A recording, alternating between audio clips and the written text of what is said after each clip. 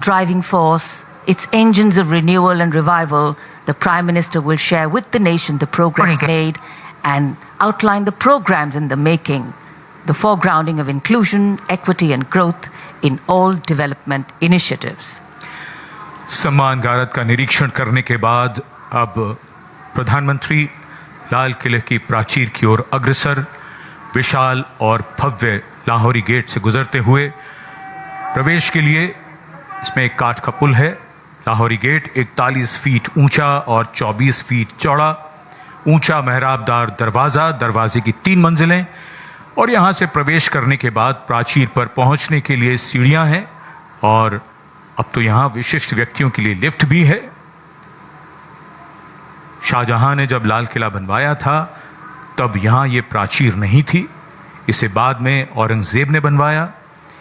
इसी दरवाजे के ऊपर प्राचीर पर पहली बार सन 1947 में भारत का राष्ट्रीय ध्वज, हमारा प्यारा तिरंगा फहराया गया था 16 अगस्त 1947 को।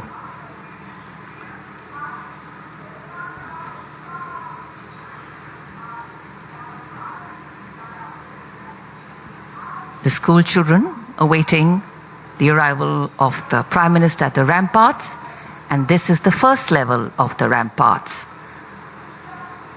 The Raksha Mantri, the Raksha Rajya Mantri, the 3 service chiefs and the CDS greet the Prime Minister as is tradition. In fact, today we do more than just observe tradition and ceremony. We momentarily pause and reflect on the true meaning of words that keep punctuating our conversations on every 15th of August, freedom and independence.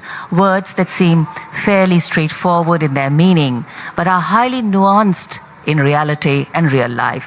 The endeavor of all governance, policies and programs is to ensure that these values are lived socially, financially and physically. लाल किले की प्राचीर पर विशिष्ट दर्शक दीर्घा, जहां पर केंद्रीय मंत्रिमंडल के सदस्य मौजूद हैं, वरिष्ठ अधिकारीगण, विदेशी राजनयिक और साथ ही हाल ही में संपन्न हुए पेरिस ओलंपिक खेलों में देश को पदक दिलाने वाले यशस्वी खिलाड़ी, जिन्होंने भारत का परचम फहराया और देश का नाम रोशन किया।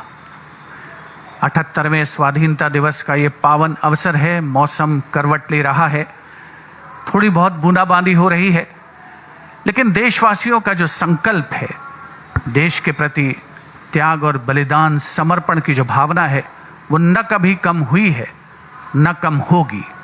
माई भारत का लोगो तिरंगे में समाहित होकर के बहुत ही नयनाभिराम दृश्य प्रस्तुत कर रहा है।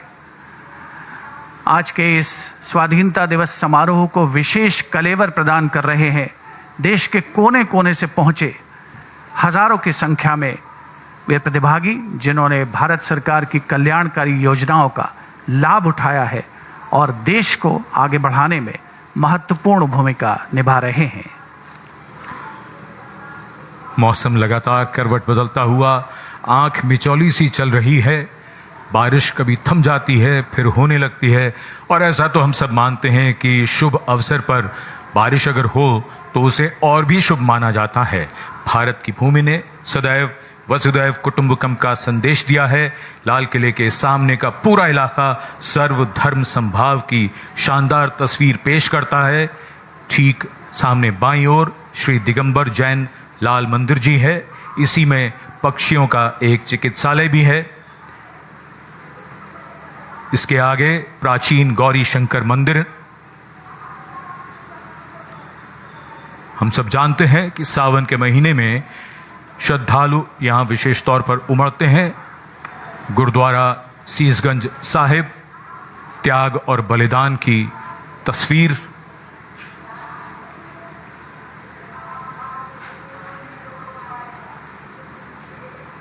वहीं नजदीक दरीबा के पास बैप्टिस्ट चर्च भी है, जो इमारतों की वजह से कैमरे की नजरों से दूर है।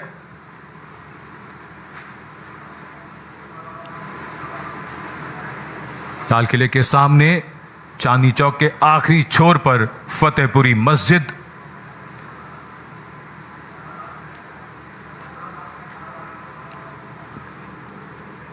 पूरा इलाका शानदार तस्वीर पेश करता हुआ हमारे सर्वधर्म समभाव की स्वामी दयानंद सरस्वती का संदेश देता ये आर्य समाज मंदिर और लाल किले के बाईं ओर भोजला पहाड़ी पर बनी जामा मस्जिद, सारे जहां से अच्छा हिंदुस्तान हमारा। Absolutely.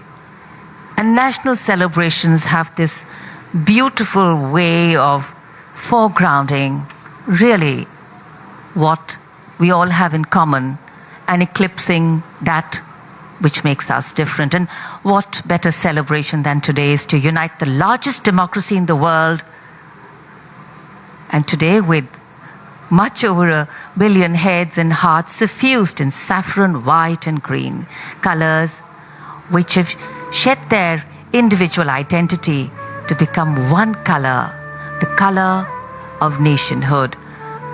There is a special enclosure, again this time for the general public. 5,000 seats have been put, and other than the VIP enclosures, in this enclosure, which is for the general public, you just need to show your identity card and you come in to the celebrations.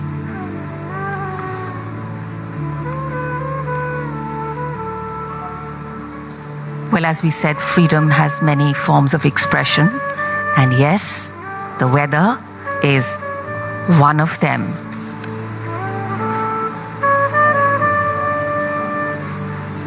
Our stars, our players, and here we can see the arrival of Prime Minister Narendra Modi at the dais. Seena Police Command Guard, fast salute, salute, fast.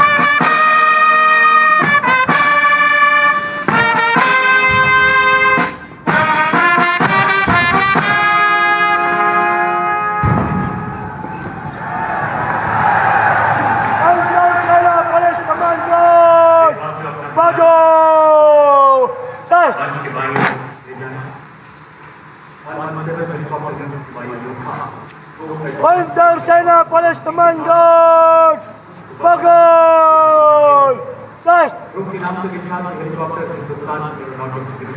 Panzer Seena Police Command Guard, Bal chalega, Bal, Bal.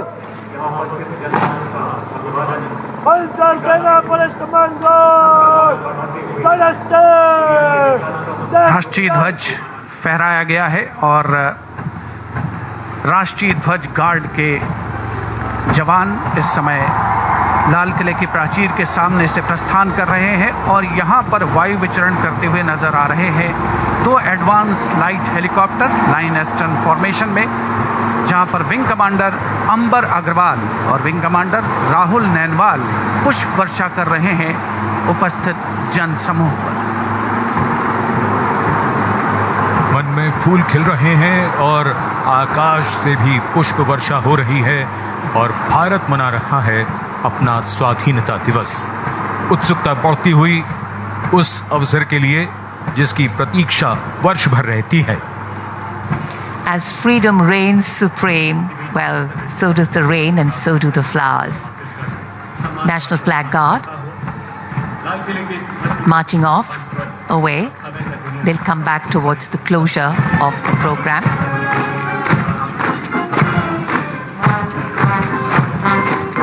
राष्ट्रीय ध्वज guard में सेना की टुकड़ी की कमान संभाली थी major Dinesh N ने। नौसेना की टुकड़ी की कमान संभाल रहे थे लेफ्टिनेंट कमांडर सचिन धनखड़ और वायुसेना की टुकड़ी की कमान संभाली स्क्वाड्रन लीडर CS श्रवण देवैया ने। दिल्ली पुलिस के जवान भी इस राष्ट्रीय ध्वज गार्ड में शामिल, जिनकी कमान संभाली है एडिशनल DCP अचिन गर्ग ने। इंटर सर्विसेज गार्ड में इस बार समन्वय का दायित्व नौसेना को सौंपा गया था, जिसका नेतृत्व कर रहे थे कमांडर विनय दुबे।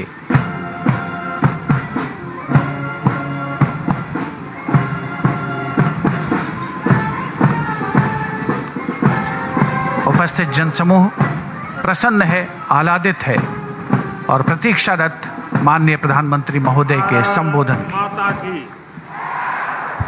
भारत माता की, भारत माता की। मेरे प्यारे देशवासियों, मेरे परिवारजन, आज वो शुभ घड़ी है जब हम देश के लिए मर मिटने वाले, देश की आजादी के लिए अपना जीवन समर्पित करने वाले, आजीवन संघर्ष करने वाले, फांसी के तख्त पर चढ़कर के भारत मां की जय के नारे लगाने वाले अनगिनत आजादी के दीवानों को नमन करने का ये पर्व है, उनका पुण्य स्मरण करने का पर्व है। आजादी के दीवानों ने आज हमें आजादी के इस पर्व में स्वतंत्रता की सांस लेने के लिए सौभाग्य दिया है। यह देश उनका ऋणी है। ऐसे हर महापुरुष के प्रति हम अपना श्रद्धा भाव व्यक्त करते हैं। मेरे प्यारे देशवासियों, आज जो महानुभाव राष्ट्र रक्षा के लिए और राष्ट्र निर्माण के लिए पूरी लगन से, पूरी प्रतिबद्धता के साथ देश की रक्षा भी कर रहे हैं, देश को नई ऊंचाई पर ले जाने का प्रयास भी कर रहे हैं। चाहे वो हमारा किसान हो, हमारा जवान हो,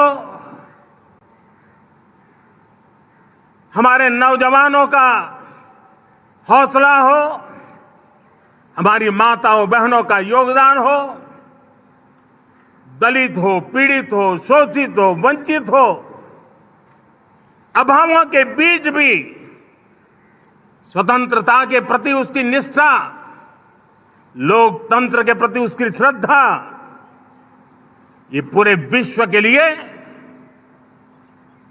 एक प्रेरक घटना है। मैं आज ऐसे सभी को आदरपूर्वक नमन करता हूं। प्यारे देशवासियों, इस वर्ष और पिछले कुछ वर्षों से प्राकृतिक आपदा के कारण हम सबकी चिंता बढ़ती चली जा रही है। प्राकृतिक आपदा में अनेक लोगों ने अपने परिवारजन खोए हैं, संपत्ति खोई है, राष्ट्र ने भी पारावार नुकसान भोगा है। मैं आज उन सब के प्रति अपनी संवेदना व्यक्त करता हूं और मैं उन्हें विश्वास दिलाता हूं कि यह देश इस संकट की घड़ी में उन सब के साथ खड़ा है। मेरे प्यारे देशवासियों, हम जरा आजादी के पहले के वो दिन याद करें। सैकड़ों साल की गुलामी, हर कालखंड संघर्ष का रहा। युवा हो, बुजुर्ग हो, किसान हो, महिला हो, आदिवासी हो, उन्होंने गुलामी के खिलाफ जंग लड़ते रहे, अविरत जंग लड़ते रहे।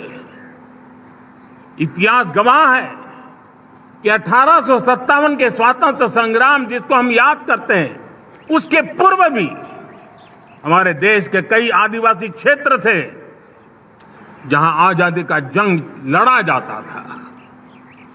साथियों, गुलामी का इतना लंबा कालखंड,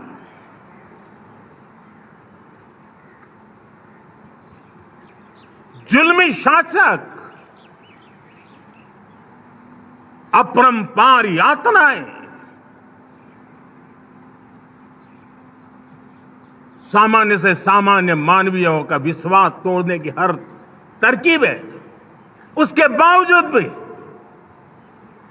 उस समय की जनसंख्या के हिसाब से करीब 40 करोड़ देशवासी आजादी के पूर्व 40 करोड़ देशवासियों ने वो जज्बा दिखाया, वो सामर्थ्य दिखाया, वो एक सपना लेकर के चले, एक संकल्प लेकर के चलते रहे, जूझते रहे। एक ही स्वर था, वंदे मातरम। एक ही सपना था, भारत की आजादी का। 40 करोड़ देशवासियों ने, और हमें गर्व है कि हमारी रगों में उन्हीं का खून है। वो हमारे पूर्वज थे। सिर्फ 40 करोड़ लोगों ने दुनिया की महासत्ता को उखाड़ करके फेंक दिया था, गुलामी की जंजीरों को तोड़ दिया था। अगर हमारे पूर्वज, जिनका खून हमारी रगों में है, आज हम तो 140 करोड़ है। अगर 40 करोड़ गुलामी की बेड़ियों को तोड़ सकते हैं, अगर 40 करोड़ आजादी के सपने को पूर्ण कर सकते हैं, आजादी लेकर के रह सकते हैं, तो 140 करोड़ देश के मेरे नागरिक, 140 करोड़ मेरे परिवारजन अगर संकल्प लेकर के चल पड़ते हैं, एक दिशा निर्धारित करके चल पड़ते हैं, कदम से कदम मिलाकर, कंधे से कंधा मिलाकर अगर चल पड़ते हैं, तो चुनौतियां कितनी भी क्यों ना हो, अभाव की मात्रा कितनी ही तीव्र क्यों ना हो, संसाधनों के लिए जूझने की नौबत हो, तो भी हर चुनौती को पार करते हुए हम समृद्ध भारत बना सकते हैं। हम 2047 विकसित भारत का लक्ष्य प्राप्त कर सकते हैं। अगर 40 करोड़ देशवासी अपने पुरुषार्थ से, अपने समर्पण से, अपने त्याग से, अपने बलिदान से आजादी दे सकते हैं, आजाद भारत बना सकते हैं, तो 140 करोड़ देशवासी उसी भाव से समृद्ध भारत भी बना सकते हैं। साथियों, वो एक समय था जब लोग देश के लिए मरने के लिए प्रतिबद्ध थे और आजादी मिली थी। आज ये समय है देश के लिए जीने की प्रतिबद्धता का। अगर देश के लिए मरने की प्रतिबद्धता आजादी दिला सकती है, तो देश के लिए जीने की प्रतिबद्धता समृद्ध भारत भी बना सकती है।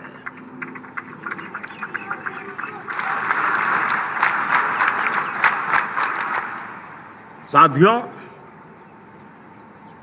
विकसित भारत 2047 इस तरफ भाषण के शब्द नहीं है, इसके पीछे कठोर परिश्रम चल रहा है।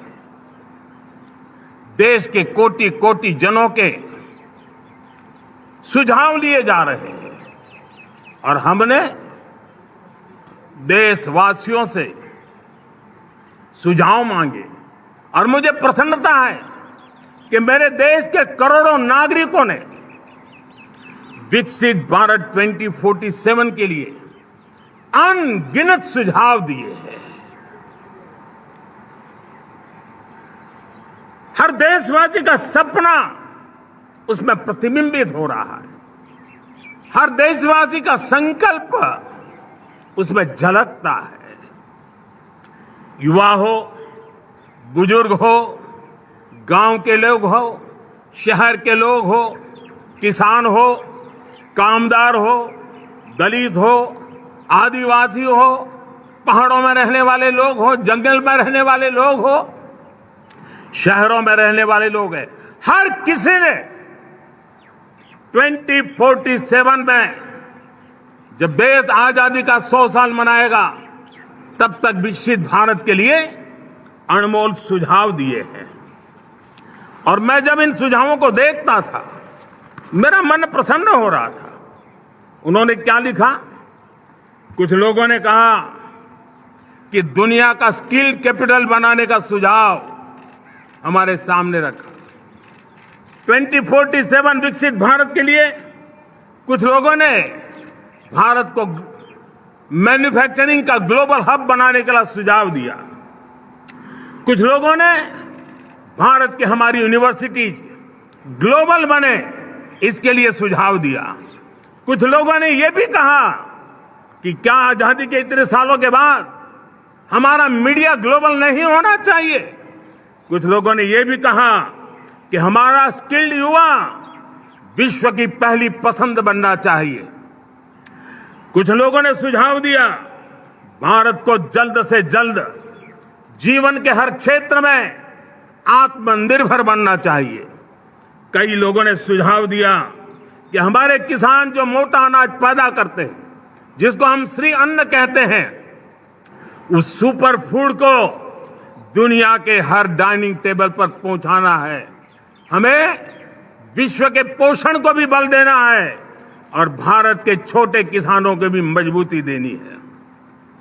कई लोगों ने सुझाव दिया कि देश में स्थानीय स्वराज की संस्थाओं से लेकर के अनेक इकाइयां हैं, उन सब में गवर्नेंस के रिफॉर्म की बहुत जरूरत है।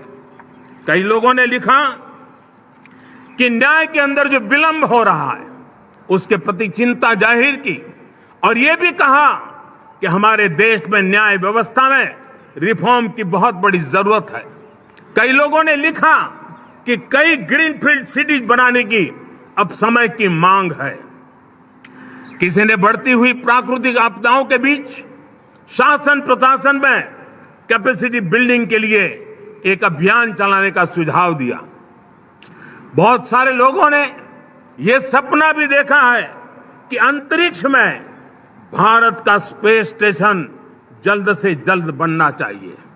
किसी ने कहा भारत की जो पारंपरिक ट्रेडिशनल मेडिसिन है, हमारी औषधि है, दुनिया जब आज होलिस्टिक हेल्थ केयर की तरफ जा रही है, तब हमें भारत की पारंपरिक औषधियां और वेलनेस हब के रूप में भारत को विकसित करना चाहिए। कोई कहते हैं कि अब देर नहीं होनी चाहिए, भारत जल्द से जल्द दुनिया की तीसरी सबसे बड़ी इकोनॉमी बनना चाहिए। साथियों, मैं इसलिए पढ़ रहा था कि मेरे देशवासियों ने सुझाव दिए, मेरे देश के सामान्य नागरिक ने ये सुझाव हमें दिए हैं। मैं समझता हूं जब देशवासियों की इतनी विशाल सोच हो, देशवासियों के इतने बड़े सपने हो, देशवासियों की इन बातों में जब संकल्प झलकते हो, तब हमारे भीतर एक नया संकल्प दृढ़ बन जाता है, हमारे मन में आत्मविश्वास नई ऊंचाई पर पहुंच जाता है। और साथियों, देशवासियों का ये भरोसा सिर्फ कोई इंटेलेक्चुअल डिबेट नहीं है, ये भरोसा अनुभव से निकला हुआ है। ये विश्वास लंबे कालखंड के परिश्रम की पैदावार है और इसलिए देश का सामान्य मानव याद करता है जब लाल किले से कहा जाता है कि हिंदुस्तान के 18,000 गांवों में समय सीमा में बिजली पहुंचाएंगे और वो काम हो जाता है, तब भरोसा मजबूत हो जाता है। जब यह तय होता है कि आजादी के इतने सालों के बाद भी 2.5 करोड़ परिवार ऐसे हैं जहां बिजली नहीं है, वो अंधेरे में जिंदगी गुजारते हैं, 2.5 करोड़ घरों में बिजली पहुंच जाती है, तब सामान्य मानवीय का भरोसा बढ़ जाता है। जब लाल किले से स्वच्छ भारत की बात कही जाए, तब इस देश के अग्रिम हरोड़ पंक्ति में बैठे हुए लोग हो, गांव के लोग हो, गरीब बस्ती में रहने वाले लोग हो, छोटे छोटे बच्चे हो, हर परिवार के अंदर स्वच्छता का वातावरण बन जाए, स्वच्छता की चर्चा हो, स्वच्छता के संदर्भ में एक दूसरे को रोक टोकने का निरंतर प्रयास चलता रहे। मैं समझता हूं कि ये भारत के अंदर आई हुई नई चेतना का प्रतिबिंब है। जब देश के सामने लाल किले से कहा जाए कि आज हमारे परिवारों में 3 करोड़ परिवार ऐसे हैं जिनके घर में नल से जल मिलता है, आवश्यक है हमारे इन परिवारों को पीने का शुद्ध पानी पहुंचे। जल जीवन मिशन के तहत इतने कम समय में नए 12 करोड़ परिवारों को जल जीवन मिशन के तहत नल से जल पहुंच रहा है। आज 15 करोड़ परिवार इसके लाभार्थी बन चुके हैं। हमारे कौन लोग वंचित थे इन व्यवस्थाओं से, कौन पीछे रह गए थे? समाज के अग्रिम पंक्ति के लोग इसके लिए अभाव में नहीं जीते थे। मेरे दलित, मेरे पीड़ित, मेरे शोषित, मेरे आदिवासी भाई बहन, मेरे गरीब भाई बहन, मेरे झुग्गी झोपड़ी में जिंदगी गुजारने वाले लोग, वही तो इन चीजों के अभाव में जी रहे थे। हमने अनेक ऐसे प्राथमिक आवश्यकताओं की पूर्ति के लिए जो प्रयास किया और उसका परिणाम हमारे इन सारे समाज के बंधुओं को मिला है। हमने वोकल फॉर लोकल का मंत्र दिया। आज मुझे खुशी है कि वोकल फॉर लोकल ने अर्थतंत्र के लिए एक नया मंत्र बन गया है। हर डिस्ट्रिक्ट अपनी पैदावार के लिए गर्व करने लगा है। 1 डिस्ट्रिक्ट 1 प्रोडक्ट का माहौल बना है। अब 1 डिस्ट्रिक्ट 1 प्रोडक्ट को 1 डिस्ट्रिक्ट का 1 प्रोडक्ट एक्सपोर्ट कैसे हो, उस दिशा में हर जिले सोचने लगे हैं। रिन्यूएबल एनर्जी का संकल्प लिया था।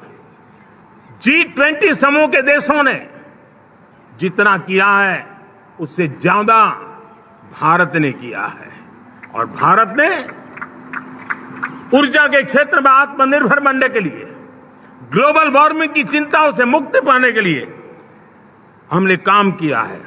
साथियों, देश गर्व करता है आज जब फिनटेक की सफलता को लेकर पूरा विश्व भारत से कुछ सीखना समझना चाहता है, तब हमारा गर्व और बढ़ जाता है। साथियों, हम कैसे भूल सकते हैं कोरोना के वो संकट काल। विश्व में सबसे तेज गति से करोड़ों लोगों को वैक्सीनेशन का काम हमारे इसी देशों में हुआ। यही देश है जो कभी आतताई आतंकवादी हमें आकर के मार के चले जाते थे। जब देश की सेना सर्जिकल स्ट्राइक करती है, जब देश की सेना एयर स्ट्राइक करती है, तो देश के नौजवानों का सीना ऊंचा हो जाता है, तन जाता है, गर्व से भर जाता है। और यही बातें हैं जो आज 140 करोड़ देशवासियों का मन गर्व से भरा हुआ है, आत्मविश्वास से भरा हुआ है। साथियों, इन सारी बातों के लिए एक सुविचारित प्रयास हुआ है। रिफॉर्म की परंपरा को सामर्थ्य दिया गया है, नक्कर तरीकों के, नक्कर लक्ष्य को लेकर के। और जब राजनीतिक नेतृत्व की संकल्प शक्ति हो, दृढ़ विश्वास हो, जब सरकारी मशीनरी उसको लागू करने के लिए समर्पण भाव से जुट जाती है और जब देश के हर नागरिक उस सपने को पूरा करने के लिए, जन भागीदारी करने के लिए, जन आंदोलन बनाने के लिए आगे आता है, तब हमें निश्चित परिणाम मिलता ही रहता है। मेरे प्यारे देशवासियों, हम ये न भूलें कि इस देश उस परिस्थितियों से भी दशकों तक भी आजादी के बाद समय बिताया है, जब होती है, चलती है, अरे यार ये तो चलेगा, अरे हमें क्या मेहनत करने की जरूरत है, अरे मामला है अगली पीढ़ी दिखेगी, अरे हमको मौका मिला है यार मौज कर लो, आगे वाला आगे का जाने, हमें क्या कर रहा है, हम अपना समय निकाल दे, अरे नया करने जाओगे कोई बवाल उठ जाए। पता नहीं क्यों देश में स्टेटस को का माहौल बन गया था, जो है उसी से गुजारा कर लो, यही का माहौल बन गया था। और लोग तो कहते हैं अरे भाई छोड़ो अब कुछ होने वाला नहीं है, चलो, ऐसा ही मन बन गया था। हमें इस मानसिकता को तोड़ना था, हमें विश्वास से भरना था और हमने उस दिशा में प्रयास किया। कई लोग तो कहते थे अरे भाई अगली पीढ़ी के लिए काम हम अभी से क्यों करें, हम तो आज का देखें। लेकिन देश का सामान्य नागरिक ये नहीं चाहता था, वो बदलाव के इंतजार में था, वो बदलाव चाहता था, उसकी ललक थी, लेकिन उसके सपनों को किसी ने तवज्जो नहीं दी, उसकी आशा आकांक्षाओं को अपेक्षाओं को तवज्जो नहीं दी गई और उसके कारण वो मुसीबतों को झेलते हुए गुजारा करता रहा, वो रिफॉर्म्स का इंतजार करता रहा। हमें जिम्मेदारी दी गई और हमने बड़े रिफॉर्म्स जमीन पर उतारे। गरीब हो, मिडिल क्लास हो, हमारे वंचित लोग हो, हमारी बढ़ती जाती शहरी आबादी हो, हमारे नौजवानों के सपने हो, संकल्प हो, आकांक्षाएं हो, उनके जीवन में बदलाव लाने के लिए रिफॉर्म का मार्ग हमने चुना। और मैं देशवासियों को विश्वास दिलाना चाहता हूं, रिफॉर्म के प्रति हमारी जो प्रतिबद्धता है वो पिंक पेपर के एडिटोरियल के लिए सीमित नहीं है। हमारे रिफॉर्म्स की ये प्रतिबद्धता है, वो 4 दिन की वाहवाही के लिए नहीं है। हमारी रिफॉर्म्स की प्रक्रिया किसी मजबूरी में नहीं है, देश को मजबूती देने के इरादे से है। और इसलिए मैं आज कह सकता हूं रिफॉर्म का हमारा मार्ग एक प्रकार से ग्रोथ की ब्लूप्रिंट बनी हुई है। ये हमारा रिफॉर्म, ये ग्रोथ, ये बदलाव, ये सिर्फ डिबेट क्लब के लिए, इंटेलेक्चुअल सोसाइटी के लिए, एक्सपर्ट लोगों के लिए सिर्फ चर्चा का विषय नहीं है।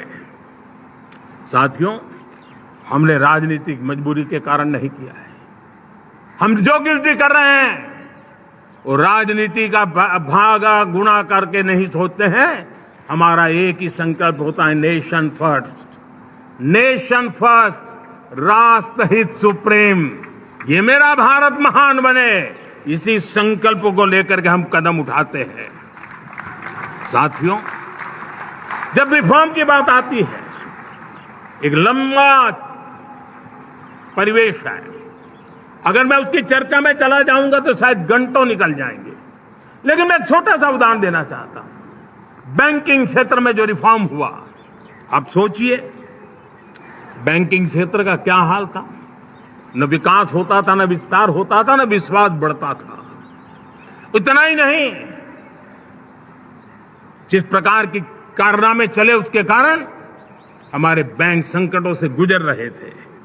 हमने बैंकिंग सेक्टर को मजबूत बनाने के लिए अनेकविध रिफॉर्म्स किए और आज उसका कारण हमारी बैंक विश्व में जो इन्हीं गुनी मजबूत बैंक हैं उसमें भारतीय बैंकों ने अपना स्थान बनाया है। और जब बैंक मजबूत होती है ना, तब फॉर्मल इकोनॉमी की ताकत भी बढ़ती है। जब बैंक की व्यवस्था बन जाती है, जब सामान्य खास करके मध्यम वर्ग के परिवार की जो रिक्वायरमेंट होती है उसको पूरा करने की सबसे बड़ी ताकत बैंकिंग सेक्टर में होती है। अगर उसको होम लोन चाहिए, उसको व्हीकल का लोन चाहिए, मेरे किसान को ट्रैक्टर के लिए लोन चाहिए, मेरे नौजवानों को स्टार्टअप के लिए लोन चाहिए, मेरे नौजवानों को कभी पढ़ने के लिए, एजुकेशन के लिए लोन चाहिए, किसी को विदेश जाने के लिए लोन चाहिए। ये सारी बातें उसे संभव होती है। मुझे तो खुशी है कि मेरे पशुपालक भी, मेरे मछली पालन करने वाले भाई बहन भी आज बैंकों से लाभ ले रहे हैं। मुझे खुशी है मेरे रेहड़ी पटरी वाले लाखों भाई बहन आज बैंक से साथ जुड़ करके अपनी नई ऊंचाइयों को प्राप्त कर रहे हैं और विकास की दिशा में वो भागीदार बन रहे हैं। हमारे एमएसएमई, हमारे लघु उद्योग के लिए तो बैंक एक सबसे बड़ी सहायक होती है। उसको रोजमर्रा पैसों की जरूरत होती है अपने नित्य मर्जी पर प्रगति के लिए, और उस काम को हमारी मजबूत बैंकों के कारण संभव हुआ है। साथियों, दुर्भाग्य से हमारे देश में आजादी तो मिली, लेकिन लोगों को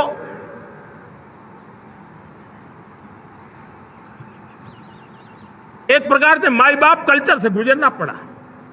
सरकार के पास मांगते रहो, सरकार के पास हाथ फैलाते रहो, किसी की सिफारिश के लिए रास्ते खोजते रहो, वही कल्चर डेवलप हुआ था। आज हमने गवर्नेंस के इस मॉडल को बदला है। आज सरकार खुद लाभार्थी हितार्थी के पास जाती है। आज सरकार खुद उसके घर गैस का चूल्हा पहुंचाती है। आज सरकार खुद उसके घर पानी पहुंचाती है। आज सरकार खुद उसके घर बिजली पहुंचाती है। आज सरकार खुद उसको आर्थिक मदद दे करके विकास के नए आयामों को सर करने के लिए प्रेरित करती है, प्रोत्साहित करती है।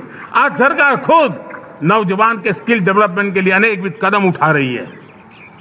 साथियों, बड़े रिफॉर्म्स के लिए हमारी सरकार बहुत ही प्रतिबद्ध है और हम इसी के द्वारा देश में प्रगति की राह को चुनना चाहते हैं। साथियों, देश में नई व्यवस्थाएं बन रही है।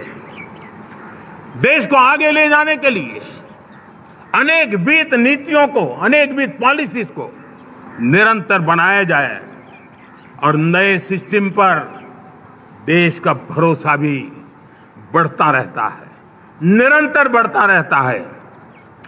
आज जो 20-25 साल का नौजवान है, जो 10 साल पहले जब 12-15 साल की उम्र का नौजवान था, उसने अपनी आंखों के सामने ये बदलाव देखा है। 10 साल के भीतर भीतर उसके सपनों को आकार मिला है, धार मिली है और उसके आत्मविश्वास में एक नई चेतना जगी है और वही देश का एक नया सामर्थ्य के रूप में उभरना है। आज विश्व भर में भारत की साख बढ़ी है, भारत के प्रति देखने का नजरिया बदला है। आज विश्व में युवाओं के लिए संभावनाओं के द्वार खुले हैं। रोजगार के अनगिनत नए अवसर जो शायद आजादी के इतने सालों के बाद भी नहीं आए थे, वो आज उनके दरवाजे पर दस्तक दे रहे हैं। संभावनाएं बढ़ती गई हैं, नए मौके बन रहे हैं। मेरे देश के युवाओं को अब धीरे धीरे चलने का इरादा नहीं है। मेरा देश का नौजवान इंक्रीमेंटल प्रगति में विश्वास नहीं करता। मेरा देश का नौजवान छलांग मारने के मूड में है। वो छलांग मार के नई सिद्धियों को प्राप्त करने के मूड में है। मैं कहना चाहूंगा, भारत के लिए गोल्डन एरा है। वैश्विक परिस्थितियों की तुलना में भी देखें, ये गोल्डन एरा है। ये हमारा स्वर्णिम कालखंड है। मेरे प्यारे देशवासियों, ये अवसर हमें जाने नहीं देना है। ये मौका हमें जाने नहीं देना चाहिए और इसी मौके को पकड़ करके अपने सपने और संकल्पों को लेकर के चल पड़ेंगे तो हम देश की स्वर्णिम भारत की जो अपेक्षा और हमें विकसित भारत का 2047 का लक्ष्य हम पूरा करके रहेंगे। हम सदियों की बेड़ियों को तोड़ करके निकले हैं। आज टूरिज्म का क्षेत्र हो, एमएसएमई का क्षेत्र हो, एजुकेशन हो, हेल्थ सेक्टर हो, ट्रांसपोर्ट सेक्टर हो, खेती और किसानी का सेक्टर हो, हर सेक्टर में एक नया आधुनिक सिस्टम बन रहा है। हम विश्व की बेस्ट प्रैक्टिसेस को भी आगे देख रखते हुए हम हमारे देश की परिस्थितियों के अनुसार आगे बढ़ना चाहते हैं। हर सेक्टर में आधुनिकता की जरूरत है, नएपन की जरूरत है, टेक्नोलॉजी को जोड़ने की जरूरत है और हर सेक्टर में हमारी नई नीतियों के कारण इन सारे क्षेत्रों में एक नया सपोर्ट मिल रहा है, नई ताकत मिल रही है। हमारे सारे अवरोध हटे, हमारी बंदी से दूर हो, हम पूरे सामर्थ्य के साथ चल पड़े, खिल उठे, सपनों को पा करके रहे, सिद्धि को हम अपने निकट देखें, हम आत्मसात करें, उस दिशा में हम चलना है। अब आप देखिए कितना बड़ा बदलाव रहा है। मैं एकदम जमीनी स्तर की बात करूं, विमेन सेल्फ हेल्प ग्रुप आज 10 साल में हमारे 10 करोड़ बहनें विमेन सेल्फ हेल्प ग्रुप में जुड़ी है। 10 करोड़ नई बहनें। हमें गर्व हो रहा है कि हमारे सामान्य परिवार की, गांव की 10 करोड़ महिलाएं आर्थिक रूप से आत्मनिर्भर बन रही हैं। और जब महिला आर्थिक रूप से आत्मनिर्भर बनती हैं, तब परिवार की निर्णय प्रक्रिया की हिस्सेदार बनती हैं, एक बहुत बड़ी सामाजिक परिवर्तन की गारंटी लेकर के आती है। मुझे गर्व है इस बात पर, लेकिन साथ साथ मुझे गर्व इस बात का भी है कि हमारे सीईओ आज दुनिया भर के अंदर अपनी धाक जमा रहे हैं। भारत के हमारे सीईओ विश्व भर में अपनी धाक जमा रहे हैं। हमारे लिए खुशी की बात है कि एक तरफ मेरे सीईओ दुनिया भर में नाम कमा रहे हैं, भारत का नाम बढ़ा रहे हैं, तो दूसरी तरफ विमेन सेल्फ हेल्प ग्रुप से 1 करोड़ मेरी सामान्य परिवार की माताएं बहनें लखपति दीदी बनती है। मेरे लिए ये भी उतना ही गर्व की बात है। अब हमने सेल्फ हेल्प ग्रुप को 10 लाख रुपए से 20 लाख रुपए देने का निर्णय किया है। अब तक 9 लाख करोड़ रुपए बैंकों के माध्यम से हमारे इन विमेन सेल्फ हेल्प ग्रुप को मिले हैं और जिसके मदद से वो अपने अनेकविध कामों को बढ़ावा रहे हैं। मेरे साथियों, मेरे नौजवान इस तरफ ध्यान दें। स्पेस सेक्टर एक फ्यूचर है हमारे साथ जुड़ा हुआ, एक महत्वपूर्ण पहलू है, हम उस पर भी बल दे रहे हैं। हमने स्पेस सेक्टर में बहुत रिफॉर्म किए हैं। जिन बंधनों में हमने स्पेस सेक्टर को बांध के रखा था, उसे हमने खोल दिया है। आज सैकड़ों स्टार्टअप्स स्पेस के सेक्टर में आ रहे हैं। वाइब्रेंट बनता जाता हमारा स्पेस सेक्टर भारत को एक शक्तिशाली राष्ट्र बनाने का एक महत्वपूर्ण अंग है और हम इसको दूर की सोच के साथ मजबूती दे रहे हैं। आज private satellite, private rocket launch हो रहे हैं, ये गर्व की बात है।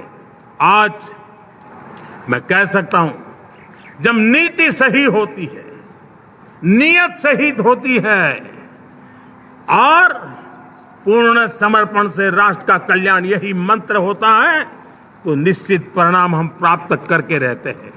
मेरे प्यारे देशवासियों, आज देश में नए अवसर बने,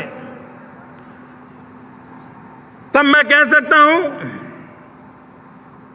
2 चीजें और हुई जिसने विकास को एक गति दी है, विकास को एक नई छलांग दी है। और ये है, पहला है आधुनिक इंफ्रास्ट्रक्चर का निर्माण। हमने इंफ्रास्ट्रक्चर को आधुनिक बनाने की दिशा में बहुत बड़े कदम उठाए हैं। और दूसरी तरफ सामान्य मानवीय के जीवन में जो बाधाएं हैं, ईज ऑफ लिविंग का हमारा जो सपना है, उस पर भी हमने उतना ही बल दिया है। पिछले 1 दशक में अभूतपूर्व इंफ्रास्ट्रक्चर का विकास हुआ है। रेल हो, रोड हो, एयरपोर्ट हो, पोर्ट हो, ब्रॉडबैंड कनेक्टिविटी हो,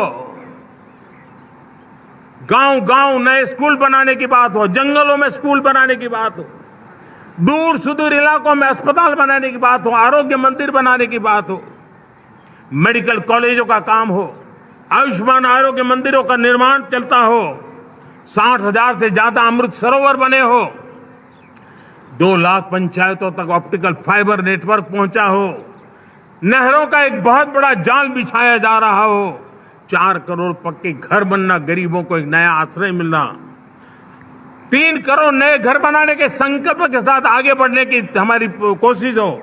हमारा पूर्वी भारत, नॉर्थ ईस्ट, उसका इलाका आज इंफ्रास्ट्रक्चर के लिए जाने जाना लगा है। और हमने ये जो कायाकल्प किया है, उसका सबसे बड़ा लाभ समाज के उन वर्गों तक हम पहुंचे हैं। जब ग्रामीण सड़कें वहां बनी है जिनकी तरफ कोई देखता नहीं था, जिस इलाकों को नहीं देखता था, जिन गांवों को नहीं देखता था, दलित हो, पीड़ित हो, शोषित हो, वंचित हो, पिछड़े हो, आदिवासी हो, जंगल में रहने वाले हो, दूर सुदूर पहाड़ों में रहने वाले हो, सीमावर्ती स्थान पर रहने वाले हो, हमने उनकी आवश्यकता की पूर्ति की है।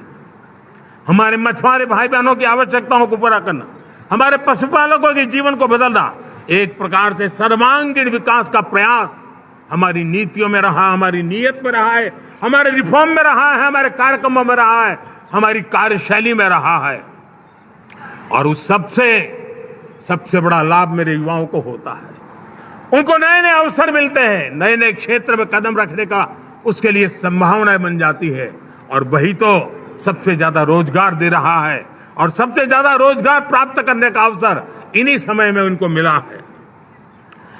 हमारा जो मध्यम वर्गीय परिवार है, मध्यम वर्गीय परिवार को क्वालिटी ऑफ लाइफ, वो स्वाभाविक उसकी अपेक्षा रहती है।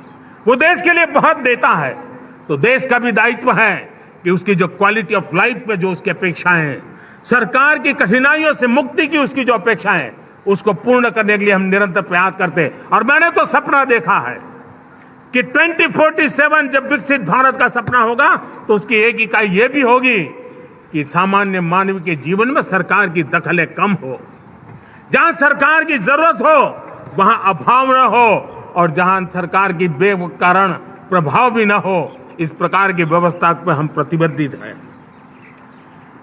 मेरे प्यारे देशवासियों, हम छोटी छोटी जरूरतों पर भी ध्यान देते हैं, हम छोटी छोटी आवश्यकताओं पर ध्यान देते हैं, और उसको लेकर हम चलते हैं। चाहे हमारे गरीब का घर का चूल्हा जलता रहे, गरीब की मां को कभी आंसू पी करके सोना न पड़े, और इसके लिए मुफ्त इलाज की योजना हमारी चल रही है। बिजली, पानी, गैस अब सैचुरेशन के मूड पर है, और जब हम सैचुरेशन की बात करते हैं वो 100% होता है। जब सैचुरेशन होता है तो उसको जातिवाद का रंग नहीं लगता है। जब सैचुरेशन होता है तो उसमें पांथिकता का रंग नहीं लगता है। जब सैचुरेशन का मंत्र होता है तब सच्चे अर्थ में सबका साथ सबका विकास का मंत्र साकार होता है। लोगों के जीवन में सरकार की दखल कम हो, उस दिशा में हमने हजारों कंप्लायंसेस के लिए सरकार सामान्य मानवी पर बोझ डालती थी, उन सारे कंप्लायंसेस को दूर किया।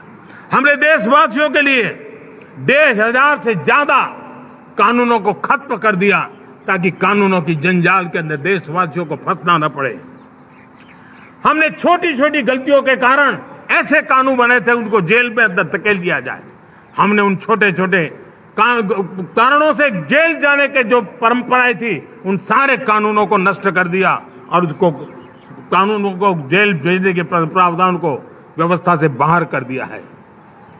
आज हमने जो आजादी की विरासत के गर्व की बात हम जो करते हैं, सदियों से हमारे पास जो क्रिमिनल लॉ थे, आज हमने उसको नए क्रिमिनल लॉ, जिसको हमने न्याय संहिता के रूप में, और जिसके मूल में दंड नहीं पर नागरिक को न्याय, इस भाव को हमने प्रबल बनाया है। ईज ऑफ लिविंग बनाने के लिए देशव्यापी मिशन में काम करें।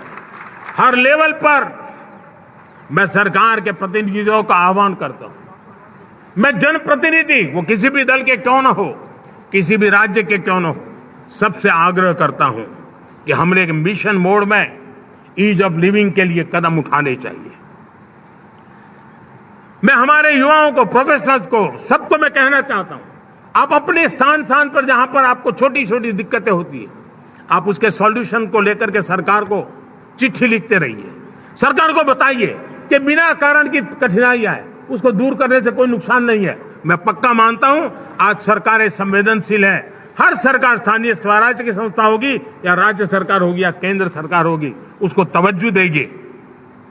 गवर्नेंस में रिफॉर्म्स, ये हमें विकसित भारत 2047 के सपने के लिए हमने उसको जोर लगा करके आगे बढ़ाना होगा, ताकि सामान्य मानवीय के जीवन में अवकाश ही अवकाश पैदा हो, रुकावटें खत्म होती चली जाए। नागरिकों का डिग्निटी ऑफ सिटीजन, नागरिकों के जीवन में सम्मान मिले। डिलीवरी के संबंध में कभी किसी को ये कहने की मोहब्बत ना आया कि ये तो मेरा हक था कि मुझे मिला नहीं, उसको खोजना न पड़े। सरकार के गवर्नेंस में डिलीवरी सिस्टम को और मजबूती चाहिए। आप देखिए, देश में जब हम रिफॉर्म की बात करते हैं, आज देश में करीब 3 लाख संस्थाएं काम कर रही है, चाहे पंचायत हो, नगर पंचायत हो, नगर पालिका हो, महानगर पालिका हो, यूटी हो, स्टेट हो, डिस्ट्रिक्ट हो, केंद्र, छोटी मोटी 3 लाख करीब इकाइयां हैं। अगर ये हमारे 3 लाख इकाइयों को मैं आज आह्वान करता हूं कि अगर आप साल में अपने स्तर पर जिन चीजों की जरूरत है सामान्य मानवीय के लिए, 2 रिफॉर्म करें।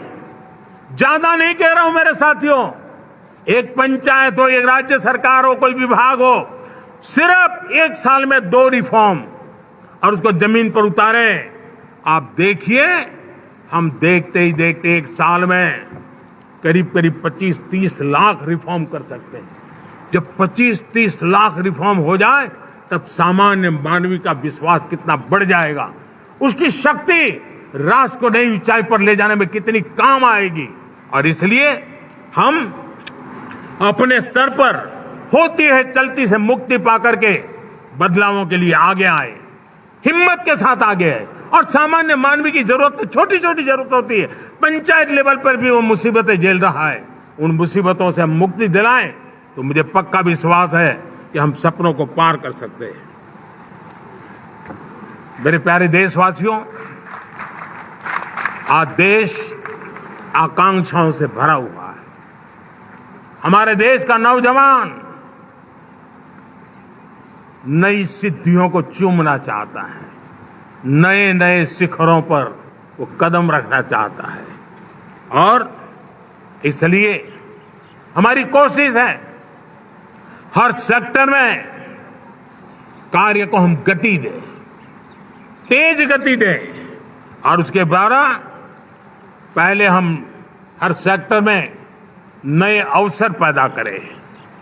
दूसरा, ये बदलती हुई व्यवस्थाओं के लिए जो सपोर्टिव इंफ्रास्ट्रक्चर चाहिए, उन इंफ्रास्ट्रक्चर पर हम बदलाव के मजबूती देने की दिशा में काम करें। और तीसरी बात है, नागरिकों की मूलभूत सुविधाओं के विषय में हम प्राथमिकता दें, उसको बल दें। इन तीनों भारत में एक एस्पिरेशनल सोसाइटी का निर्माण किया है और उसके परिणाम स्वरूप आज समाज खुद एक विश्वास से भरा हुआ है। हमारे देशवासियों की आकांक्षा है, उनके एस्पिरेशंस, हमारे नौजवानों की ऊर्जा हमारे देश के सामर्थ्य के साथ जोड़ करके हम आगे बढ़ने की एक ललक लेकर के चल रहे हैं। मुझे विश्वास है रोजगार और स्वरोजगार नए रिकॉर्ड के अवसर पर हम काम किया है। प्रति व्यक्ति आज आय दोगुनी करने में हम सफल हुए हैं। ग्लोबल ग्रोथ में भारत का योगदान बड़ा है। भारत का एक्सपोर्ट लगातार बढ़ रहा है। विदेशी मुद्रा भंडार लगातार बढ़ा हुआ है, पहले से 2 गुना पहुंचा है। ग्लोबल संस्थानों का भारत के प्रति भरोसा बढ़ा है। मुझे विश्वास है भारत की दिशा सही है, भारत की गति तेज है और भारत के सपनों में सामर्थ्य है। लेकिन इन सबके साथ संवेदनशीलता का हमारा मार्ग हमारे लिए ऊर्जा में एक नई चेतना भरता है। मम भाव हमारे कार्य की शैली है। समभाव भी चाहिए, ममभाव भी चाहिए, उसको लेकर के हम चल रहे हैं। साथियों, मैं जब कोरोना काल को याद करता हूं, कोरोना की वैश्विक महामारी के बीच सबसे तेजी से इकोनॉमी को बेहतर बनाने वाला कोई देश है तो वो देश भारत है। तब लगता है कि हमारी दिशा सही है।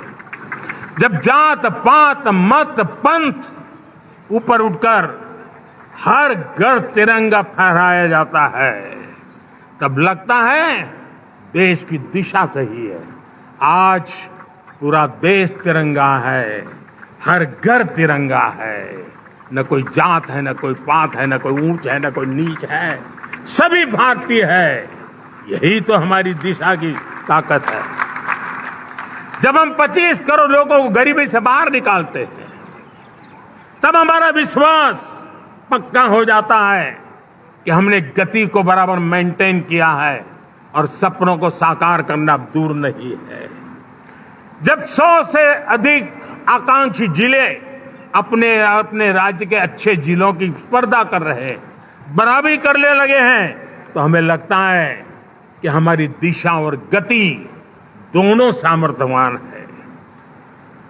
जब हमारे उन आदिवासी साथियों को वो मदद मिलती है, पीएम जनमन के द्वारा उनको जो योजनाएं पहुंची थी, आबादी बहुत छोटी है लेकिन बहुत दूर सुदूर इलाकों में छुटपुट परिवार रहते हैं, हमने उनको खोज के निकाला है, उनके लिए चिंता की है। तब लगता है कि संवेदनशीलता से जब काम करते हैं तब संतोष कितना मिलता है। वर्किंग वुमेन के लिए पेड मैटरनिटी लीव 12 हफ्ते से बढ़ा करके 26 हफ्ते कर देते हैं। तब सिर्फ नारी का सम्मान ही करते इतना नहीं है, नारी के प्रति संवेदनशील भाव से निर्णय करते इतना नहीं, लेकिन उसके गोद में जो बच्चा पला है ना, उसको एक उत्तम नागरिक बनाने के लिए मां की जो जरूरत है उसमें सरकार रुकावट न बने, इस संवेदनशील भावना से उस निर्णय को हम करते हैं। जब मेरे दिव्यांग भाई बहन भारतीय साइन लैंग्वेज की बात हो या तो सुगम्य भारत का अभियान हो, उसको लगता है कि अब मेरी भी डिग्निटी है, मेरे प्रति देश के नागरिक सम्मान के भाव से देखता है। और पैरालंपिक में तो हमारे खिलाड़ी नई नई ताकत दिखाने लगे हैं। तब लगता है कि ये जो मेरा मम भाव है, हम सबका मम भाव है, उसकी ताकत नजर आती है। हमारे ट्रांसजेंडर समाज के प्रति हम जिस संवेदना के साथ निर्णय बना रहे हैं, हम नए नए कानून बना रहे हैं, उनको सम्मान का जीवन देने के लिए हम प्रयास कर रहे हैं, तब बदलाव की हमारी दिशा सही दिखता है। सेवा भाव से किए गए इन कामों का, जो त्रिविध मार्गों से हम चले हुए, इन कामों का एक सीधा सीधा लाभ आज उसके परिणाम के रूप में हमें नजर आ रहा है। 60 साल बाद लगातार तीसरी बार आपने हमें देश सेवा का मौका दिया है। मेरे 140 करोड़ देशवासी, आपने जो आशीर्वाद दिए हैं, उस आशीर्वाद में मेरे लिए एक ही संदेश है, जन जन की सेवा, हर परिवार की सेवा, हर क्षेत्र की सेवा, और सेवा भाव से समाज की शक्ति को साथ लेकर के विकास की नई ऊंचाइयों पर पहुंचना। 2047 विकसित भारत के सपने को लेकर के चलना, उसी एक संदेश को लेकर मैं आज लाल किले की प्राचीर से हमें आशीर्वाद देने के लिए मैं कोटि कोटि देशवासियों का सर झुका करके आभार व्यक्त करता हूं। मैं उनके प्रति नतमस्तक होता हूं और मैं उनको विश्वास दिलाता हूं कि हमें नई ऊंचाइयों को नए जोश के साथ आगे बढ़ना है। हमें सिर्फ जो हो गया है वो संतोष मान करके बैठने वाले हम लोग नहीं हैं, वो हमारे संस्कार में नहीं है। हम कुछ और करने के लिए, कुछ और आगे बढ़ने के लिए और कुछ और नई ऊंचाइयों को पार करने के लिए हम आगे बढ़ना चाहते हैं। विकास को, समृद्धि को, सपनों को साकार करने को, संकल्प को लिए जीवन खपाने को हम अपना स्वभाव बनाना चाहते हैं, देशवासियों का स्वभाव बनाना चाहते हैं। मेरे प्यारे देशवासियों, आज नई शिक्षा नीति बहुतेक मात्राओं में कई राज्यों ने उसको अच्छा इनिशिएटिव लिए है और उसके कारण आज एक 21वीं सदी के अनुरूप हमारी शिक्षा व्यवस्था को जो हम बल देना चाहते हैं और विकसित भारत के सपने के लिए जिस प्रकार से मानव समूह तैयार करना चाहते हैं, नई शिक्षा नीति बहुत बड़ी भूमिका अदा है। मैं नहीं चाहता हूं कि मेरे देश के नौजवानों को अब विदेशों में पढ़ने के लिए मजबूर होना पड़े। मध्यम वर्गीय परिवार के लाखों करोड़ों रुपया बच्चों को विदेश पढ़ने के लिए भेजने में खर्च हो जाए। हम यहां ऐसी शिक्षा व्यवस्था का विकसित करना चाहते हैं कि मेरे देश के नौजवानों को विदेश जाना न पड़े, मेरे मध्यम वर्गीय परिवारों को लाखों करोड़ रुपया खर्च करना न पड़े। इतना ही नहीं, ऐसे संस्थान निर्माण हो ताकि विदेशों से लोग भारत के अंदर उनका मुंह मोड़े। अभी अभी हमने बिहार का हमारा गौरवप्रद इतिहास रहा है, नालंदा यूनिवर्सिटी का पुनर्निर्माण किया है। फिर से एक बार नालंदा यूनिवर्सिटी काम करना शुरू कर दिया है, लेकिन हमें शिक्षा के क्षेत्र में फिर से एक बार सदियों पुराने उस नालंदा स्पिरिट को जगाना होगा, उस नालंदा स्पिरिट को जीना होगा, उस नालंदा स्पिरिट को लेकर के बड़े विश्वास के साथ विश्व की ज्ञान की परंपराओं को नई चेतना देने का काम हमें करना होगा।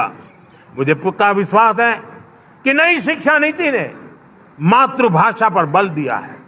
मैं राज्य सरकारों से कहूंगा, मैं देश की सभी संस्थानों से कहूंगा कि भाषा के कारण हमारे देश की टैलेंट को रुकावट नहीं आनी चाहिए, भाषा अवरुद्ध नहीं होनी चाहिए। मातृभाषा का सामर्थ्य हमारे देश के छोटे छोटे गरीब से गरीब मां के बेटे को भी सपने पूरा करने का ताकत देता है। और इसलिए हमने हमारी मातृभाषा में पढ़ाई, जीवन में मातृभाषा का स्थान, परिवार में मातृभाषा का स्थान, उसकी ओर हमें बल देना होगा। मेरे प्यारे देशवासियों, जिस प्रकार से आज विश्व का में बदलाव नजर आ रहा है और तब जाकर के स्किल का महत्व बहुत बढ़ गया है और हम स्किल को और नई एक ताकत देना चाहते हैं। हम इंडस्ट्री 4.0 को ध्यान में रख करके हम स्किल डेवलपमेंट चाहते हैं। हम जीवन के हर क्षेत्र में, हम एग्रीकल्चर सेक्टर में भी कैपेसिटी बिल्डिंग करने के लिए स्किल डेवलपमेंट चाहते हैं। हम तो हमारा सफाई का क्षेत्र हो, उसमें भी एक नए स्किल डेवलपमेंट की ओर बल देना चाहते हैं।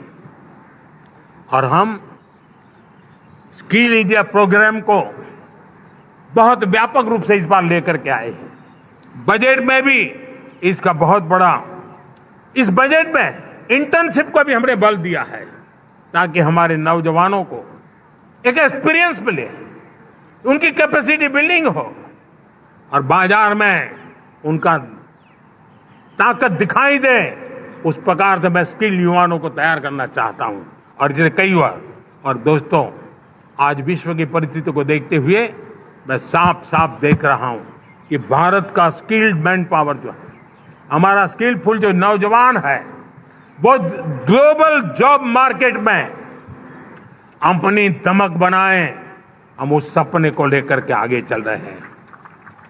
साथियों, विश्व जिस तेजी से बदल रहा है, जीवन के हर क्षेत्र में साइंस और टेक्नोलॉजी का महत्व बढ़ता चला जाने वाला है। हमें साइंस को बहुत बढ़ देना की आवश्यकता है। और मैंने देखा चंद्रयान की सफलता के बाद हमारे स्कूल कॉलेज के अंदर साइंस और टेक्नोलॉजी के प्रति एक नई रुचि का वातावरण बना है, नई दिलचस्पी बढ़ी है। तब हमारे शिक्षा संस्थानों ने ये जो मनोभाव बना है, उसको नर्चर करने के लिए आगे आना होगा। भारत सरकार ने भी रिसर्च के लिए सपोर्ट बढ़ा दिया है। हमने ज्यादा से ज्यादा चेक स्थापित किए हैं। हमने नेशनल रिसर्च फाउंडेशन बना करके हमने उसको एक कानूनी परिवेश में ला करके स्थायी रूप से एक व्यवस्था विकसित की है ताकि रिसर्च को लेकर के निरंतर बल मिले और ये रिसर्च फाउंडेशन उस काम को करे। मेरे बड़े गर्व की बात है कि बजट में हमने 1 लाख करोड़ रुपया रिसर्च और इनोवेशन के लिए हमने देने का निर्णय किया है ताकि हमारे देश के नौजवान के पास जो आइडियाज है उस आइडियाज को हम जमीन पर उतार पाए। साथियों, आज भी हमारे देश में मेडिकल एजुकेशन के लिए हमारे बच्चे बाहर जा रहे हैं। वैसा कहा हमारे बहुत ज्यादातर मध्यम वर्गीय परिवार के उनके लाखों करोड़ों रुपए खर्च हो जाते हैं और तब जाकर के हमने पिछले 10 साल में मेडिकल सीटों को करीब करीब 1 लाख कर दिया। आज मैं करीब 25,000 युवा हर साल विदेश में मेडिकल एजुकेशन के लिए जाते हैं और ऐसे ऐसे देश में जाना पड़ रहा है। कभी कभी तो मैं सुनता हूं तो हैरान हो जाता हूं। और इसलिए हमने तय किया है कि अगले 5 साल में मेडिकल लाइन में 75,000 नई सीटें बनाई जाएगी। मेरे प्यारे देशवासियों,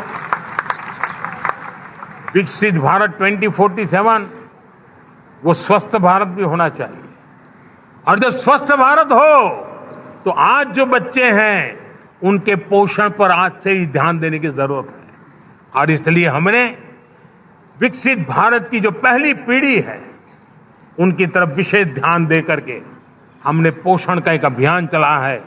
हमने राष्ट्रीय पोषण मिशन शुरू किया है। पोषण को हमने प्राथमिकता दी है। मेरे प्यारे देशवासियों, हमारी कृषि व्यवस्था को ट्रांसफॉर्म करना बहुत जरूरी है, समय की मांग है।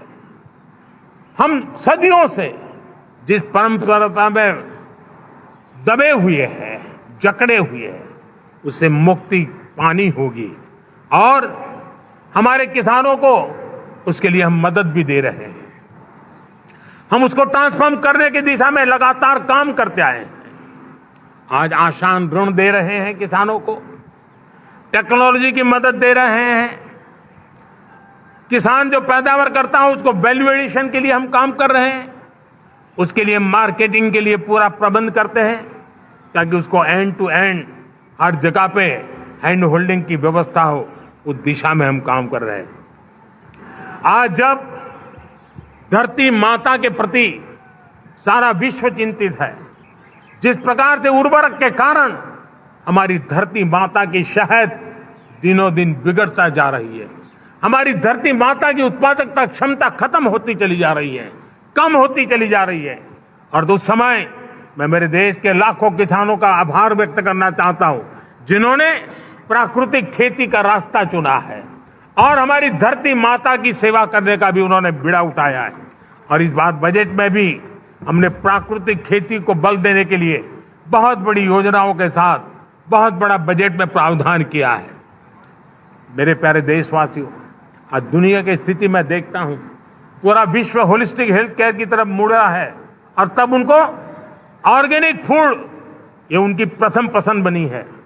आज विश्व के लिए ऑर्गेनिक फूड का अगर कोई फूड बास्केट बन सकता है तो मेरे देश का किसान बना सकता है, मेरा देश बन सकता है। और इसलिए हम आने वाले दिनों में उस सपने को लेकर के आगे चलना चाहते हैं ताकि ऑर्गेनिक फूड की जो विश्व की मांग है उस ऑर्गेनिक फूड का बास्केट हमारा देश कैसे बने, किसानों का जीवन आसान बने, गांव में टॉप क्लास इंटरनेट कनेक्टिविटी मिले, किसानों को स्वास्थ्य सुविधाएं मिले, किसान के बच्चों को पढ़ने के लिए स्मार्ट स्कूल अवेलेबल हो, किसान के बच्चों को रोजगार उपलब्ध हो। छोटे छोटे खेती के टुकड़ों पर पूरा परिवार आज जीना बड़ा मुश्किल हो रहा है, तब उनके नौजवानों के लिए वो स्किल मिले, ताकि उनके नए रोजगार मिले, नए आय के साधन बने, इसका एक कॉम्प्रिहेंसिव प्रयास हम कर रहे हैं। बीते वर्षों में वुमेन लेड डेवलपमेंट मॉडल पर हमने काम किया है। इनोवेशन हो, एम्प्लॉयमेंट हो, एंटरप्रेन्योरशिप हो, हर सेक्टर में महिलाओं के कदम बढ़ते जा रहे हैं। महिलाएं सिर्फ भागीदारी बढ़ा रही है ऐसा नहीं, महिलाएं नेतृत्व दे रही है। आज अनेक क्षेत्रों में, आज हमारे रक्षा क्षेत्र में देखिए, हमारा एयरफोर्स हो, हमारी आर्मी हो, हमारी नेवी हो, हमारा स्पेस सेक्टर हो, आज हमारी महिलाओं का हम दमखम देख रहे हैं देश के लिए। लेकिन दूसरी तरफ कुछ चिंता की बातें भी आती हैं और मैं आज लाल किले से फिर बार एक अपनी पीड़ा व्यक्त करना चाहता हूं। एक समाज के नाते हमें गंभीरता से सोचना होगा कि हमारी माताओं, बहनों, बेटियों के प्रति जो अत्याचार हो रहे हैं, उसके प्रति देश का आक्रोश है, जन सामान्य का आक्रोश है। इस आक्रोश को मैं महसूस कर रहा हूं। इसको देश को, समाज को, हमारी राज्य सरकारों को गंभीरता से लेना होगा। महिलाओं के विरुद्ध अपराधों की जल्द से जल्द जांच हो, राक्षसी कृत्य करने वालों को जल्द से जल्द कड़ी सजा हो, वो समाज में विश्वास पैदा करने के लिए जरूरी है। मैं ये भी बताना चाहूंगा कि जब बलात्कार की या महिलाओं पर अत्याचार की घटनाएं घटती हैं तो उसकी बहुत चर्चा होती है, बहुत प्रचार होता है, मीडिया में छाया रहता है।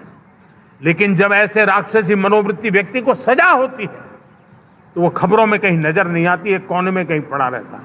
अब समय की मांग है कि जिनको सजा होती है उसकी व्यापक चर्चा हो, ताकि ऐसा पाप करने वालों को भी डर पैदा हो कि ये पाप करने की हालत ये होती है कि फांसी पर लटकना पड़ता है। और मुझे लगता है कि ये डर पैदा करना बहुत जरूरी है।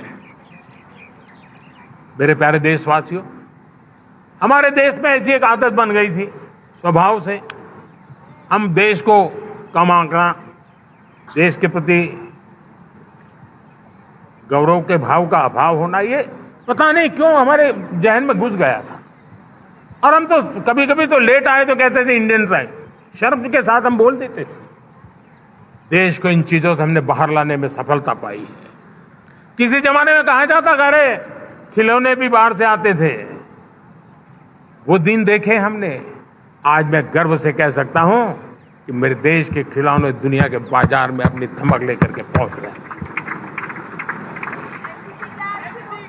खिलौने हमारे एक्सपोर्ट होने शुरू हुए।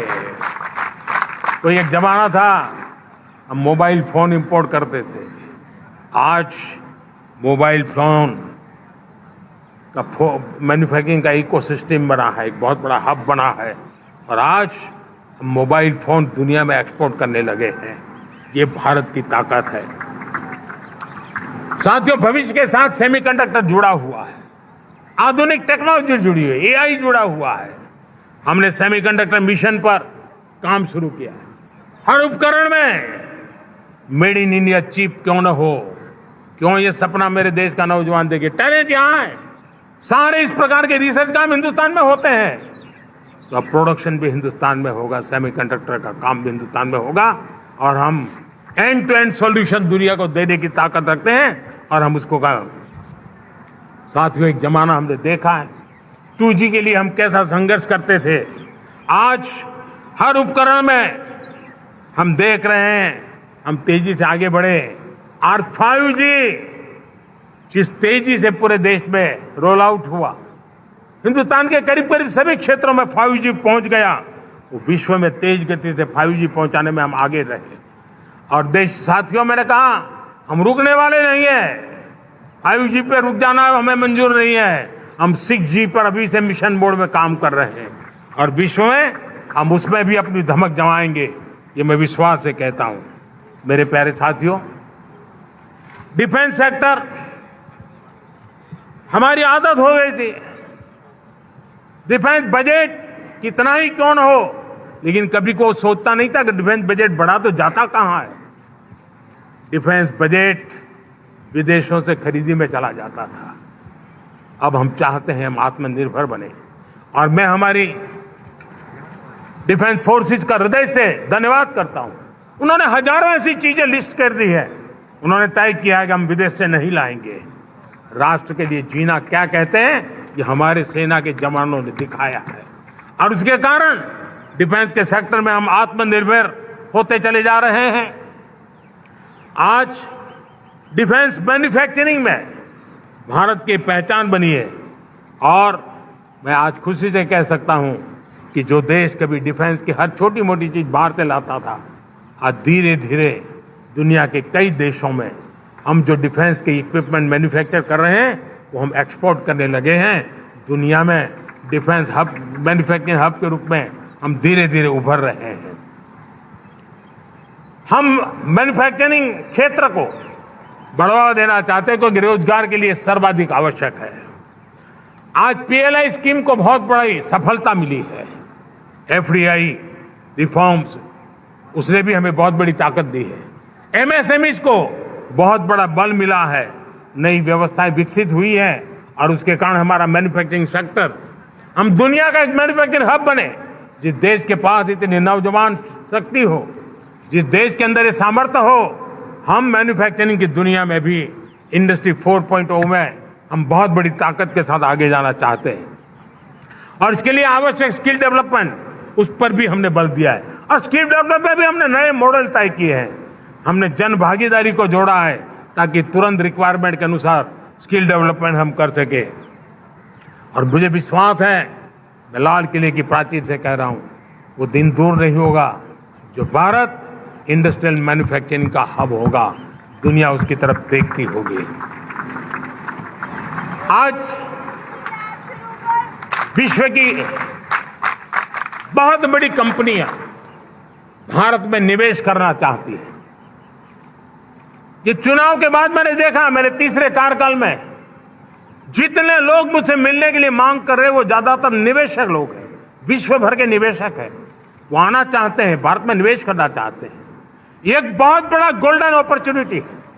मैं राज्य सरकारों से आग्रह करता हूं कि आप निवेशकों को आकर्षित करने के लिए स्पष्ट नीति निर्धारित कीजिए, गुड गवर्नेंस का आश्वासन दीजिए, लॉ एंड ऑर्डर सिचुएशन के लिए उनको भरोसा दीजिए। हर राज्य एक तंदुरुस्त स्पर्धा में आगे आए। राज्य के बीच निवेशकों को खींचने के लिए स्पर्धा होनी चाहिए, निवेशकों को लिए, ताकि उनके राज्य में निवेशक आएंगे, उनके राज्य के नौजवानों को स्थानीय रूप से अवसर मिलेगा, रोजगार का अवसर मिलेगा। नीतियों में परिवर्तन लाना चाहिए, तो ग्लोबल रिक्वायरमेंट के अनुसार नीतियों को राज्यों ने परिवर्तित करना चाहिए। लैंड की आवश्यकता है तो राज्यों ने लैंड बैंक बनानी चाहिए। गुड गवर्नेंस, सिंगल पॉइंट पर काम करने के लिए राज्य जितने प्रोएक्टिव होंगे, जितने ज्यादा प्रयास करेंगे, जो निवेशक आ रहे हैं वो कभी भी वापस नहीं जाएंगे। सिर्फ भारत सरकार से काम ये होता नहीं है, राज्य सरकारों की बहुत बड़ी आवश्यकता होती है, क्योंकि जो भी प्रोजेक्ट लगने वाला है उस राज्य में लगने वाला है, उसको हर राज्य के साथ रोजमर्रा का काम पड़ता है। और इसलिए मैं राज्यों से आग्रह करूंगा कि जब विश्व पूरा भारत की तरफ आकर्षित हो रहा है, विश्व पूरा भारत में निवेश करने के लिए प्रतिबद्ध हो रहा है, तब ये हमारा दायित्व बनता है कि हमारी पुरानी आदतें छोड़ करके स्पष्ट नीति के साथ हम आगे आए। देखिए, आपको परिणाम अपने राज्य में दिखाई देगा और आपका राज्य भी चमक उठेगा, ये मैं आपको विश्वास देता हूं। साथियों, भारत अपनी बेस्ट क्वालिटी के लिए पहचानी जाए, ये बहुत जरूरी है। अब विश्व के लिए हमें डिजाइन ऑफ इंडिया का क्षेत्र, डिजाइन इन इंडिया, इस पर हमने बल देना है। हमें कोशिश करनी है अब इंडियन स्टैंडर्ड इंटरनेशनल स्टैंडर्ड बनने चाहिए। इंडियन स्टैंडर्ड इंटरनेशनल स्टैंडर्ड बनेंगे तब हमारी हर चीज को सहजता से मोहर लग जाएगी, और ये हमारे प्रोडक्शन की क्वालिटी पर निर्भर करेगा, हमारी सेवा की क्वालिटी पर निर्भर करेगा, हमारे अप्रोच की क्वालिटी पर निर्भर करेगा। और इसलिए हमें क्वालिटी पर बल देकर के आगे बढ़ना है। हमारे पास टैलेंट है, डिजाइन के क्षेत्र में हम दुनिया को बहुत कुछ नया दे सकते हैं। डिजाइन इन इंडिया, इस आह्वान को लेकर के हमें अब आगे चलना है। Design in India and design for the world, इस सपने को लेकर के चलना है। मैं देख रहा हूं गेमिंग की दुनिया का बहुत बड़ा मार्केट खड़ा हुआ है, लेकिन आज भी गेमिंग की दुनिया पर प्रभाव, खास करके उन खेलों को बनाने वाले लोग, प्रोडक्ट करने वाले लोग, विदेशी कमाई होती। भारत के पास बहुत बड़ी विरासत है। हम गेमिंग की दुनिया में बहुत नई टैलेंट को लेकर के आ सकते हैं। विश्व के हर बच्चे को हमारे देश के बनी हुई गेमिंग की ओर आकर्षित कर सकते हैं। मैं चाहता हूं कि भारत के बच्चे, भारत के नौजवान, भारत के आईटी प्रोफेशनल्स, भारत के एआई के प्रोफेशनल्स, वे गेमिंग की दुनिया को लीड करें। खेलने में नहीं, गेमिंग की दुनिया में हमारे प्रोडक्ट पूरे विश्व में पहुंचने चाहिए और पूरी दुनिया में हमारे एनिमेटर्स काम कर सकते हैं। एनिमेशन की दुनिया में हम अपनी दाग जमा सकते हैं। हम उस दिशा में काम करें। मेरे प्यारे देशवासियों, आज विश्व के अंदर ग्लोबल वार्मिंग, क्लाइमेट चेंज हर क्षेत्र में चिंता और चर्चा का विषय रहता है। भारत ने उस दिशा में काफी कदम उठाए हैं। हम विश्व को आश्वस्त करते रहे हैं और शब्दों से नहीं, अपने कार्यों से, प्राप्त परिणामों से हमने विश्व को आश्वस्त भी किया है और विश्व को आश्चर्यचकित भी किया है। हम ही हैं जिन्होंने सिंगल यूज प्लास्टिक पर प्रतिबंध लगाया है। हमने रिन्यूएबल एनर्जी पर विस्तार किया है। हमने रिन्यूएबल एनर्जी को एक नई ताकत दी है। आने वाले कुछ वर्षों में हम नेट जीरो फ्यूचर की ओर आगे बढ़ रहे हैं। मुझे याद है पेरिस अकॉर्ड में जिन देशों ने अपने लक्ष्य निर्धारित किए थे, आज मैं लाल किले की प्राचीर से मेरे देशवासियों की ताकत दुनिया को बताना चाहता हूं। G20 देश के समूह जो नहीं कर पाए, वो मेरे देश के नागरिकों ने करके दिखाया है। मेरे देशवासियों ने करके दिखाया है। हिंदुस्तान ने करके दिखाया है। पेरिस अकॉर्ड के अंदर जो टारगेट हमने तय किए थे, उन टारगेट को समय से पहले पूरा करने वाला G20 देशों के समूह में अगर कोई है तो एकमात्र मेरा हिंदुस्तान है, एकमात्र मेरा भारत है। और इसलिए गर्व होता है साथियों। रिन्यूएबल एनर्जी के टारगेट हमने पूरे, हम 2030 तक रिन्यूएबल एनर्जी को 500 गीगावाट तक ले जाने के लिए मकसद से काम किया। आप कल्पना कर सकते हैं कि कितना बड़ा लक्ष्य है। दुनिया के लोग सिर्फ 500 गीगावाट शब्द सुनते हैं ना, तो मेरी तरफ ऐसे ऐसे देखते हैं। लेकिन आज मैं विश्वास से कह रहा हूं देशवासियों को कि इस लक्ष्य को भी हम पूरा करके रहेंगे। और ये मानव जाति की भी सेवा करेगा, हमारे भविष्य की भी सेवा करेगा, हमारे बच्चों के उज्जवल भविष्य की गारंटी बनेगा। हमने 2030 तक हमारे रेलवे को नेट जीरो एमिशन का लक्ष्य लेकर के हम चल रहे हैं। साथियों, पीएम सूर्य घर मुफ्त बिजली योजना उसको एक नई ताकत देने वाली है। और ये बदलाव का फल मेरे देश के सामान्य परिवार को मिला, विशेष करके मेरे मध्यम वर्ग को मिलेगा जब उसका बिजली का बिल मुफ्त हो जाएगा। इलेक्ट्रिक व्हीकल, उसकी मांग बढ़ती जा रही है। जब पीएम सूर्य घर योजना से वो बिजली उत्पादन करता है सूर्य से, तो उसका व्हीकल का प्रवास का खर्चा भी वो कम कर सकता है। साथियों, हम ग्रीन हाइड्रोजन मिशन लेकर के एक ग्लोबल हब बनना चाहते हैं। बहुत तेजी से नीतियां बनाई गई है, बहुत तेजी से उसका इम्प्लीमेंटेशन का काम हो रहा है। और भारत ग्रीन हाइड्रोजन, एक न्यू एनर्जी की दिशा में हम जाना चाहते हैं। और ये सारे जो प्रयास चल रहे हैं, क्लाइमेट की चिंता तो है ही है, ग्लोबल वार्मिंग की चिंता है, लेकिन इसके अंदर ग्रीन जॉब्स की बहुत बड़ी संभावना है। और इसलिए आने वाले कालखंड में ग्रीन जॉब्स का महत्व बढ़ता है, तो उसको सबसे पहले कैप्चर करने के लिए, मेरे देश के नौजवानों को अवसर देने के लिए और ग्रीन जॉब के लिए एक बहुत बड़ा क्षेत्र को बढ़ावा दे रहे हैं। मेरे प्यारे देशवासियों, आज हमारे साथ इस तिरंगे झंडे के नीचे वो नौजवान बैठे हैं जिन्होंने ओलंपिक की दुनिया में भारत का परचम लहराया।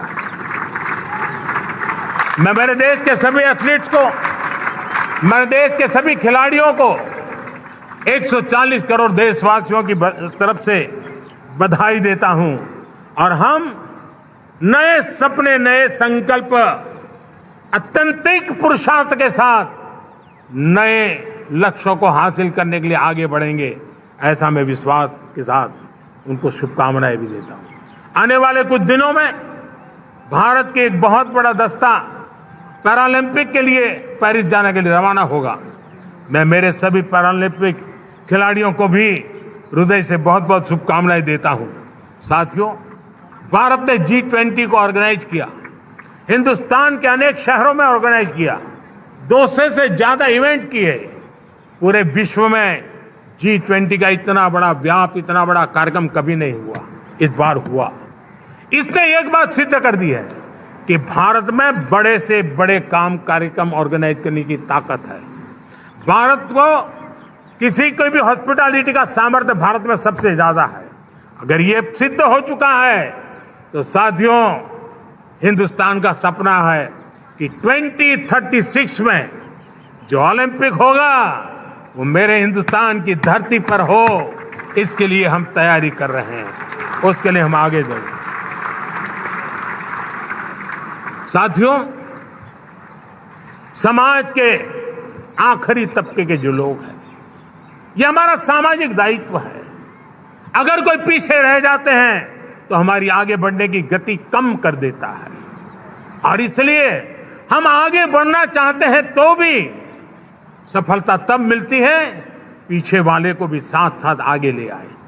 और इसलिए हम सबका दायित्व बनता है कि हमारे समाज में आज भी जो क्षेत्र पीछे रह गए हैं, जो समाज पीछे रह गए हैं, जो लोग पीछे रह गए हो, हमारे छोटे छोटे किसान हो, हमारे जंगलों में रहने वाले मेरे आदिवासी भाई बहन हो, हमारी माताएं बहनें हो, हमारे मजदूर हो, हमारे श्रमिक साथी हो, हमारे कामगार लोग हो, इन सबको हमें बराबरी में लाने के लिए, हमारे बराबर लाने के लिए भरपूर प्रयास करना है। लेकिन अब गति पकड़ गई है, अब लंबे दिन तक हमें वो करना नहीं पड़ेगा, बहुत जल्द वो हमारे पास पहुंच जाएंगे, हमारी बराबरी में आ जाएंगे, हमारी ताकत बहुत बढ़ जाएगी और बड़ी संवेदना के साथ हमें इस काम को करना है। और इसके लिए एक बहुत बड़ा अवसर आ रहा है। मैं मानता हूं संवेदनशीलता की दृष्टि से इससे बड़ा अवसर क्या हो सकता है। हमें पता है 1857 के स्वतंत्र संग्राम के पहले भी अंग्रेजों के नाक को दम करने वाला हमारा देश का एक आदिवासी युवक था। 20-22 साल की उम्र में उसने अंग्रेजों के नाक को दम ला दिया था, जिसको आज भगवान बिरसा मुंडा के रूप में लोग पूजा करते हैं। भगवान बिरसा मुंडा की 150वीं जयंती आ रही है। ये हम सबके लिए प्रेरणा का कारण बने। समाज के प्रति छोटा सा छोटा व्यक्ति भी देश के लिए कैसी जज्बात रखता है, उससे बड़ी प्रेरणा भगवान बिरसा मुंडा से अधिक कौन हो सकता है। आइए हम भगवान बिरसा मुंडा की 150वीं जयंती जब मनाएं, संवेदनशीलता का हमारा व्याप बढ़े, समाज के प्रति हमारा ममभाव बने। हम समाज के हर व्यक्ति को, गरीबों को, दलित को, पिछड़ों को, आदिवासियों को, हर एक को हम अपने साथ लेकर के चले। इस संकल्प को लेकर के चलना है। मेरे प्यारे देशवासियों, हम संकल्प के साथ तो बढ़ तो रहे हैं, बहुत आगे बढ़ रहे हैं, लेकिन ये भी सच है कि कुछ लोग होते हैं जो प्रगति देख नहीं सकते। कुछ लोग होते हैं जो भारत का भला सोच नहीं सकते हैं। जब तक खुद का भला न हो तब तक उनको किसी का भला अच्छा नहीं लगता है। ऐसी विकृत मानसिकता से भरे हुए लोगों की कमी नहीं होती है। देश को ऐसे लोगों से बचना होगा। वे निराशा की गर्त में डूबे हुए लोग हैं। ऐसे मुट्ठी भर निराशा की गर्त में डूबे हुए लोग जब उनके गोद में विकृति पलती है तब वो विनाश का कारण बन जाती है, सर्वनाश का कारण बन जाती है, एनार्की का मार्ग ले लेती है और तब देश को इतनी बड़ी हानि हो जाती है जिसकी भरपाई करने में हमें नए सिरे से मेहनत करनी पड़ती है। इसलिए ऐसे जो छुटपुट निराशावादी तत्व होते हैं वो सिर्फ निराशा इतना नहीं है, उनकी गोद में विकृति पल रही है। ये विकृति विनाश के, सर्वनाश के सपने देख रही है, ताने बाने जोड़ने की प्रयासों में लगी हुई है। देश को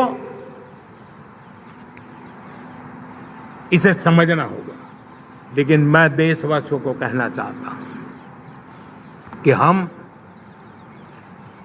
हमारी नेक नीयत से, हमारी ईमानदारी से, राष्ट्र के प्रति हमारे समर्पण से हम सारी परिस्थितियों के बावजूद भी विपरीत मार्ग पर जाने वालों के लिए भी उनके भी दिल जीत करके हम देश को आगे बढ़ने के हमारे संकल्प में कभी भी पीछे नहीं हटेंगे, ये मैं विश्वास दिला चाहता हूं। साथियों,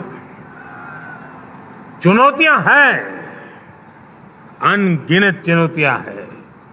चुनौतियां भीतर भी है, चुनौतियां बाहर भी है। और जैसे जैसे हम ताकतवर बनेंगे, जैसे जैसे हमारा तवज्जो बढ़ेगा तो चुनौतियां भी बढ़ने वाली है, बाहर की चुनौतियां और बढ़ने वाली है और मुझे उसका भली भांति अंदाज है। लेकिन मैं ऐसी शक्तियों को कहना चाहता हूं, भारत का विकास किसी के लिए संकट लेकर के नहीं आता। हम विश्व में समृद्ध थे तब भी हमने कभी दुनिया को युद्ध में नहीं झोंका है। हम बुद्ध का देश है, युद्ध हमारी राह नहीं है। और इसलिए विश्व चिंतित न हो भारत के आगे बढ़ने से। मैं विश्व समुदाय को विश्वास दिलाता हूं कि आप भारत के संस्कारों को समझिए, भारत के हजारों साल के इतिहास को समझिए। आप हमें संकट मत मानिए, आप उन तरकीबों से न जुड़िए जिसके कारण पूरी मानव जात का कल्याण करने का सामर्थ्य जिस भूमि में है उस भूमि को ज्यादा मेहनत करनी पड़े। लेकिन फिर भी मैं देशवासियों को कहना चाहता हूं, चुनौतियां कितनी ही क्यों ना हो, चुनौती को चुनौती देना ये हिंदुस्तान की फितरत में है। न हम डिगेंगे, न हम थकेंगे, न हम रुकेंगे, न हम झुकेंगे। हम संकल्पों की पूर्ति के लिए 140 करोड़ देशवासियों का भाग्य बदलने के लिए, भाग्य सुनिश्चित करने के लिए, राष्ट्र के सपनों को साकार करने के लिए हम कोई कोर कसर नहीं छोड़ेंगे। हर बदनीयत वालों को हम हमारी नेक नीयत से जीतेंगे, ये मैं विश्वास देता हूं। मेरे प्यारे देशवासियों, समाज की मनोरचना में भी बदलाव कभी कभी बहुत बड़ी चुनौती का कारण बन जाता है। हमारा हर देशवासी भ्रष्टाचार की दिमक से परेशान रहा है। हर स्तर के भ्रष्टाचार ने सामान्य मानवीय का व्यवस्थाओं के प्रति विश्वास तोड़ दिया है। उसको अपनी योग्यता, क्षमता का प्रति अन्याय की जो गुस्सा होता है वो राष्ट्र की प्रगति में नुकसान करता है। और इसलिए हमने व्यापक रूप से भ्रष्टाचार के खिलाफ एक जंग छेड़ा है। मैं जानता हूं इसकी कीमत मुझे चुकानी पड़ती है, मेरी प्रतिष्ठा को चुकानी पड़ती है, लेकिन राष्ट्र से बड़ी मेरी प्रतिष्ठा नहीं हो सकती है, राष्ट्र के सपनों से बड़ा मेरा सपना नहीं हो सकता। और इसलिए ईमानदारी के साथ भ्रष्टाचार के खिलाफ मेरी लड़ाई जारी रहेगी, तीव्र गति से जारी रहेगी और भ्रष्टाचारियों पर कार्रवाई जरूर होगी। मैं भ्रष्टाचारियों के लिए भय का वातावरण पैदा करना चाहता हूं। ताकि देश के सामान्य नागरिक को लूटने की जो परंपरा बनी है, उस परंपरा को मुझे रोकना है। लेकिन सबसे बड़ी नई चुनौती आई, भ्रष्टाचारियों से निपटना तो है ही, लेकिन समाज जीवन में उच्च स्तर पर एक जो परिवर्तन आया है, वो सबसे बड़ी चुनौती भी है और एक समाज के लिए सबसे बड़ी चिंता भी है। क्या कोई कल्पना कर सकता है कि मेरे ही देश में इतना महान संविधान हमारे पास होने के बावजूद भी कुछ ऐसे लोग निकल रहे हैं जो भ्रष्टाचार का महिमा मंडन कर रहे हैं, खुलेआम भ्रष्टाचार का जय जयकार कर रहे हैं। समाज में इस प्रकार के बीज बोने का जो प्रयास हो रहा है, भ्रष्टाचार का जो महिमा मंडन हो रहा है, भ्रष्टाचारियों की स्वीकार्यता बढ़ाने का जो निरंतर प्रयास चल रहा है, वो स्वस्थ समाज के लिए बहुत बड़ी चुनौती बन गया है, बहुत बड़ी चिंता का विषय बन गया है। भ्रष्टाचारियों के प्रति समाज में दूरी बनाए रखने से ही किसी भी भ्रष्टाचारी को उस रास्ते पर जाने से डर लगेगा। अगर उसका महिमा मंडन होगा तो जो आज भ्रष्टाचार नहीं करता है उसको भी लगता है कि ये तो समाज में प्रतिष्ठा का रंग बन जाता है, उस रास्ते में जाने में बुरा नहीं है। मेरे प्यारे देशवासियों, बांग्लादेश में जो कुछ भी हुआ है उसको लेकर पड़ोसी देश के नाते चिंता होना, मैं इसको समझ सकता हूं। मैं आशा करता हूं कि वहां पर हालात जल्द ही सामान्य होंगे, खास करके 140 करोड़ देशवासियों की चिंता कि वहां हिंदू, वहां के अल्पसंख्यक, उस समुदाय की सुरक्षा सुनिश्चित हो। भारत हमेशा चाहता है कि हमारे पड़ोसी देश सुख और शांति के मार्ग पर चले। शांति के प्रति हमारा कमिटमेंट है, हमारे संस्कार है। हम आने वाले दिनों में बांग्लादेश की विकास यात्रा में हमेशा हमारा शुभचिंतन ही रहेगा, क्योंकि हम मानव जात की भलाई सोचने वाले लोग हैं। मेरे प्यारे देशवासियों, हमारे संविधान को 75 वर्ष हो रहे हैं। भारत के संविधान के 75 वर्ष की यात्रा देश को एक बनाना, देश को श्रेष्ठ बनाने में बहुत बड़ी भूमिका रही है। भारत के लोकतंत्र को मजबूती देने में हमारे देश के संविधान की बहुत बड़ी भूमिका रही। हमारे देश के दलित, पीड़ित, शोषित, वंचित को सुरक्षा देने का बहुत बड़ा काम हमारे संविधान ने किया है। अब जब संविधान के 75 वर्ष हम मनाने जा रहे हैं, तब हम देशवासियों ने संविधान में निर्दिष्ट कर्तव्य के भाव पर बल देना बहुत जरूरी है। और जब मैं कर्तव्य की बात करता हूं, तब मैं सिर्फ नागरिकों पर बोझ बनाना नहीं चाहता। कर्तव्य केंद्र सरकार के भी है, कर्तव्य केंद्र सरकार के हर मुलाजिम के भी है, कर्तव्य राज्य सरकारों के भी है, राज्य सरकार के हर मुलाजिम के है, कर्तव्य हर स्थानीय स्वराज संस्था के हैं, चाहे पंचायत हो, नगर पालिका हो, महानगर पालिका हो, तहसील हो, जिला हो, हर किसी के कर्तव्य है। लेकिन साथ साथ 140 करोड़ देशवासियों की कर्तव्य है। अगर हम सब मिल करके अपने कर्तव्यों का निर्वाह करेंगे तो हम अपने आप औरों के अधिकारों की रक्षा करने के लिए निमित्त बनेंगे।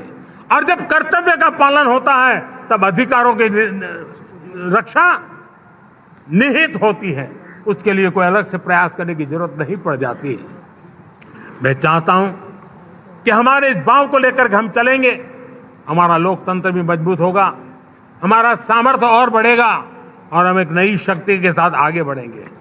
मेरे प्यारे देशवासियों, हमारे देश में सुप्रीम कोर्ट ने बार बार यूनिफॉर्म सिविल कोड को लेकर जो चर्चा की है, अनेक बार आदेश दिए हैं। क्योंकि देश का एक बहुत बड़ा वर्ग मानता है और उसमें सच्चाई भी है कि जिस सिविल कोड को हम लेकर के जी रहे हैं वो सिविल कोड सचमुच में तो एक प्रकार का कम्युनल सिविल कोड है, भेदभाव करने वाला सिविल कोड है। ऐसे सिविल कोड से जब संविधान के 75 वर्ष मना रहे हैं और संविधान की भावना भी जो हमें कहती है करने के लिए, देश की सुप्रीम कोर्ट भी हमें कहती है करने के लिए, और तब जो संविधान निर्माताओं का सपना था उस सपने को पूरा करना हम सबका दायित्व है। और मैं मानता हूं इस गंभीर विषय पर देश में चर्चा हो, व्यापक चर्चा हो, हर कोई अपने विचारों को लेकर के आए और उन कानूनों को, जो कानून धर्म के आधार पर देश को बांटते हैं, जो ऊंच नीच का कारण बन जाते हैं, ऐसे कानूनों को आधुनिक समाज में कोई स्थान नहीं हो सकता है।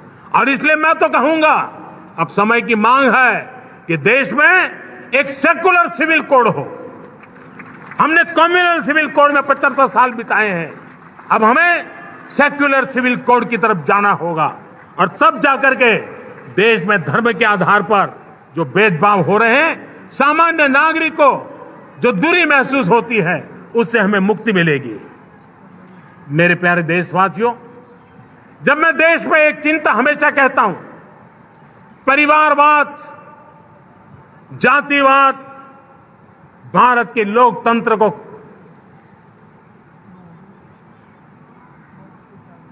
बहुत नुकसान कर रहा है। देश को, लोक राजनीति को हमें परिवारवाद और जातिवाद से मुक्ति दिलानी होगी। आज मैं देख रहा हूं मेरे सामने जो नौजवान है उसमें लिखा हुआ है माय भारत, जिस संगठन का नाम है उसकी चर्चा लिखी है, यहां बहुत बढ़िया तरीके से लिखा हुआ है। माय भारत के अनेक मिशन है। एक मिशन ये भी है कि हम जल्द से जल्द देश में राजनीतिक जीवन में जनप्रतिनिधि के रूप में 1 लाख ऐसे नौजवानों को आगे लाना चाहते हैं। शुरुआत में 1 लाख नौजवानों को आगे लाना चाहते हैं जिनके परिवार में किसी का भी कोई राजनीतिक बैकग्राउंड न हो, जिसके माता पिता भाई बहन चाचा मामा मामी कभी भी राजनीति में नहीं रहे, किसी भी पीढ़ी में नहीं रहे, ऐसे होनहार नौजवानों को फ्रेश ब्लड 1 लाख, चाहे वो पंचायत में आए, चाहे नगर पालिका में आए, चाहे जिला परिषदों में आए, चाहे विधानसभा में आए, लोकसभा में आए, 1 लाख नए नौजवान, कोई भी प्रकार का पूर्व का राजनीतिक इतिहास उनके परिवार का ना हो, ऐसे फ्रेश लोग राजनीति में आए ताकि जातिवाद से मुक्ति मिले, परिवारवाद से मुक्ति मिले, लोकतंत्र को समृद्धि मिले। और जरूरी नहीं है कि एक दल में जाए, उनको जो पसंद हो उस दल में जाए, उस दल में जाकर के वो जनप्रतिनिधि बनकर के आगे आए। देश तय करके चले कि आने वाले दिनों में 1 लाख ऐसे नौजवान जो परिवार राजनीति से दूर दूर का संबंध नहीं है, ऐसे फ्रेश ब्लड आएंगे तो सोच भी नहीं आएगी, सामर्थ्य भी नहीं आएगा, लोकतंत्र समृद्ध होगा। और इसलिए हमें इस दिशा में आगे होना है। और मैं चाहूंगा कि देश ने बार बार चुनाव इस देश की प्रगति में रुकावट बन रहे हैं, गतिरोध पैदा कर रहे हैं। आज कोई भी योजना को चुनाव के साथ जोड़ देना आसान हो गया है, क्योंकि हर 3 महीने 6 महीने कहीं न कहीं चुनाव चल रहा है। कोई भी योजना जाहिर करोगे आप तो मीडिया में देखेंगे, चुनाव आया तो फलाना हो गया, चुनाव आया तो फलाना हो गया। हर काम को चुनाव के रंग से रंग दिया गया है। और इसलिए देश में व्यापक चर्चा हुई है, सभी राजनीतिक दलों ने अपने विचार रखे हैं। एक कमेटी ने बहुत बढ़िया अपना रिपोर्ट तैयार किया है। 1 नेशन 1 इलेक्शन के लिए देश को आगे आना होगा। मैं लाल किले से तिरंगे की साक्षी में देश के राजनीतिक दलों से आग्रह करता हूं, देश के संविधान को समझने वाले लोगों से आग्रह करता हूं कि भारत की प्रगति के लिए, भारत के संसाधनों का सर्वाधिक उपयोग जन सामान्य के लिए हो, उसके लिए वन नेशन वन इलेक्शन के सपने को साकार करने के लिए हमें आगे आना चाहिए। मेरे प्यारे देशवासियों, भारत का स्वर्णिम कालखंड है। 2047 विकसित भारत, ये हमारी प्रतीक्षा कर रहा है। बाधाएं, रुकावटें, चुनौतियां, उसको परास्त करके एक दृढ़ संकल्प के साथ ये देश चलने के लिए प्रतिबद्ध है। और साथियों, मैं साफ देख रहा हूं, मेरे विचारों में कोई झिझक नहीं है। मेरे सपनों के सामने कोई पर्दा नहीं है। मैं साफ साफ देख सकता हूं कि यह देश 140 करोड़ देशवासियों के परिश्रम से, हमारे पूर्वजों का खून हमारी रगों में है। अगर वो 40 करोड़ लोग आजादी के सपनों को पूर्ण कर सकते हैं तो 140 करोड़ देशवासी समृद्ध भारत के सपने को साकार कर सकते हैं। 140 करोड़ देशवासी विकसित भारत के सपने को साकार कर सकते हैं। और मैंने पहले भी कहा था कि मेरे तीसरे टर्म में देश तीसरी इकोनॉमी तो बनेगा ही, लेकिन मैं 3 गुना काम करूंगा, 3 गुना तेज गति से काम करूंगा, 3 गुना व्यापकता से काम करूंगा, ताकि देश के लिए जो सपने हैं वो बहुत निकट में पूरे हो। मेरा हर पल देश के लिए है, मेरा हर क्षण देश के लिए है, मेरा कण कण सिर्फ और सिर्फ मां भारती के लिए है। और इसलिए 24/7 फॉर 2047 इस प्रतिबद्धता के साथ आइए, मैं देशवासियों का आह्वान करता हूं। हमारे पूर्वजों ने जो सपने देखे थे, उन सपनों को हम संकल्प बनाए, अपने सपनों को जोड़े, अपने पुरुषार्थ को जोड़े, और 21वीं सदी जो भारत की सदी है, उस सदी में स्वर्णिम भारत बना के रहें, उसी सदी में हम विकसित भारत बना के रहें और उन सपनों को पूरा करते हुए आगे बढ़े। और स्वतंत्र भारत 75 साल की यात्रा के बाद एक नए मुकाम पर बढ़ रहा है, तब हम कोई कोर कसर न छोड़े। और मैं आपको विश्वास दिलाता हूं, आपने मुझे जो दायित्व दिया है, मैं कोई कोर कसर नहीं छोड़ूंगा। मैं मेहनत में कभी पीछे नहीं रहूंगा, मैं साहस में कभी कतराता नहीं हूं, मैं चुनौतियों से कभी टकराते से डरता नहीं हूं। क्यों? क्योंकि मैं आपके लिए जीता हूं, मैं आपके भविष्य के लिए जीता हूं, मैं आप भारत माता के उज्जवल भविष्य के लिए जी रहा हूं। और उस सपनों को पूरा करने के लिए आज राष्ट्र ध्वज के छाया में, तिरंगे की छाया में दृढ़ संकल्प के साथ हम आगे बढ़े। इसी के साथ मेरे साथ बोलिए, भारत माता की, भारत माता की, भारत माता की, वंदे वंदे वंदे वंदे। जय हिंद, जय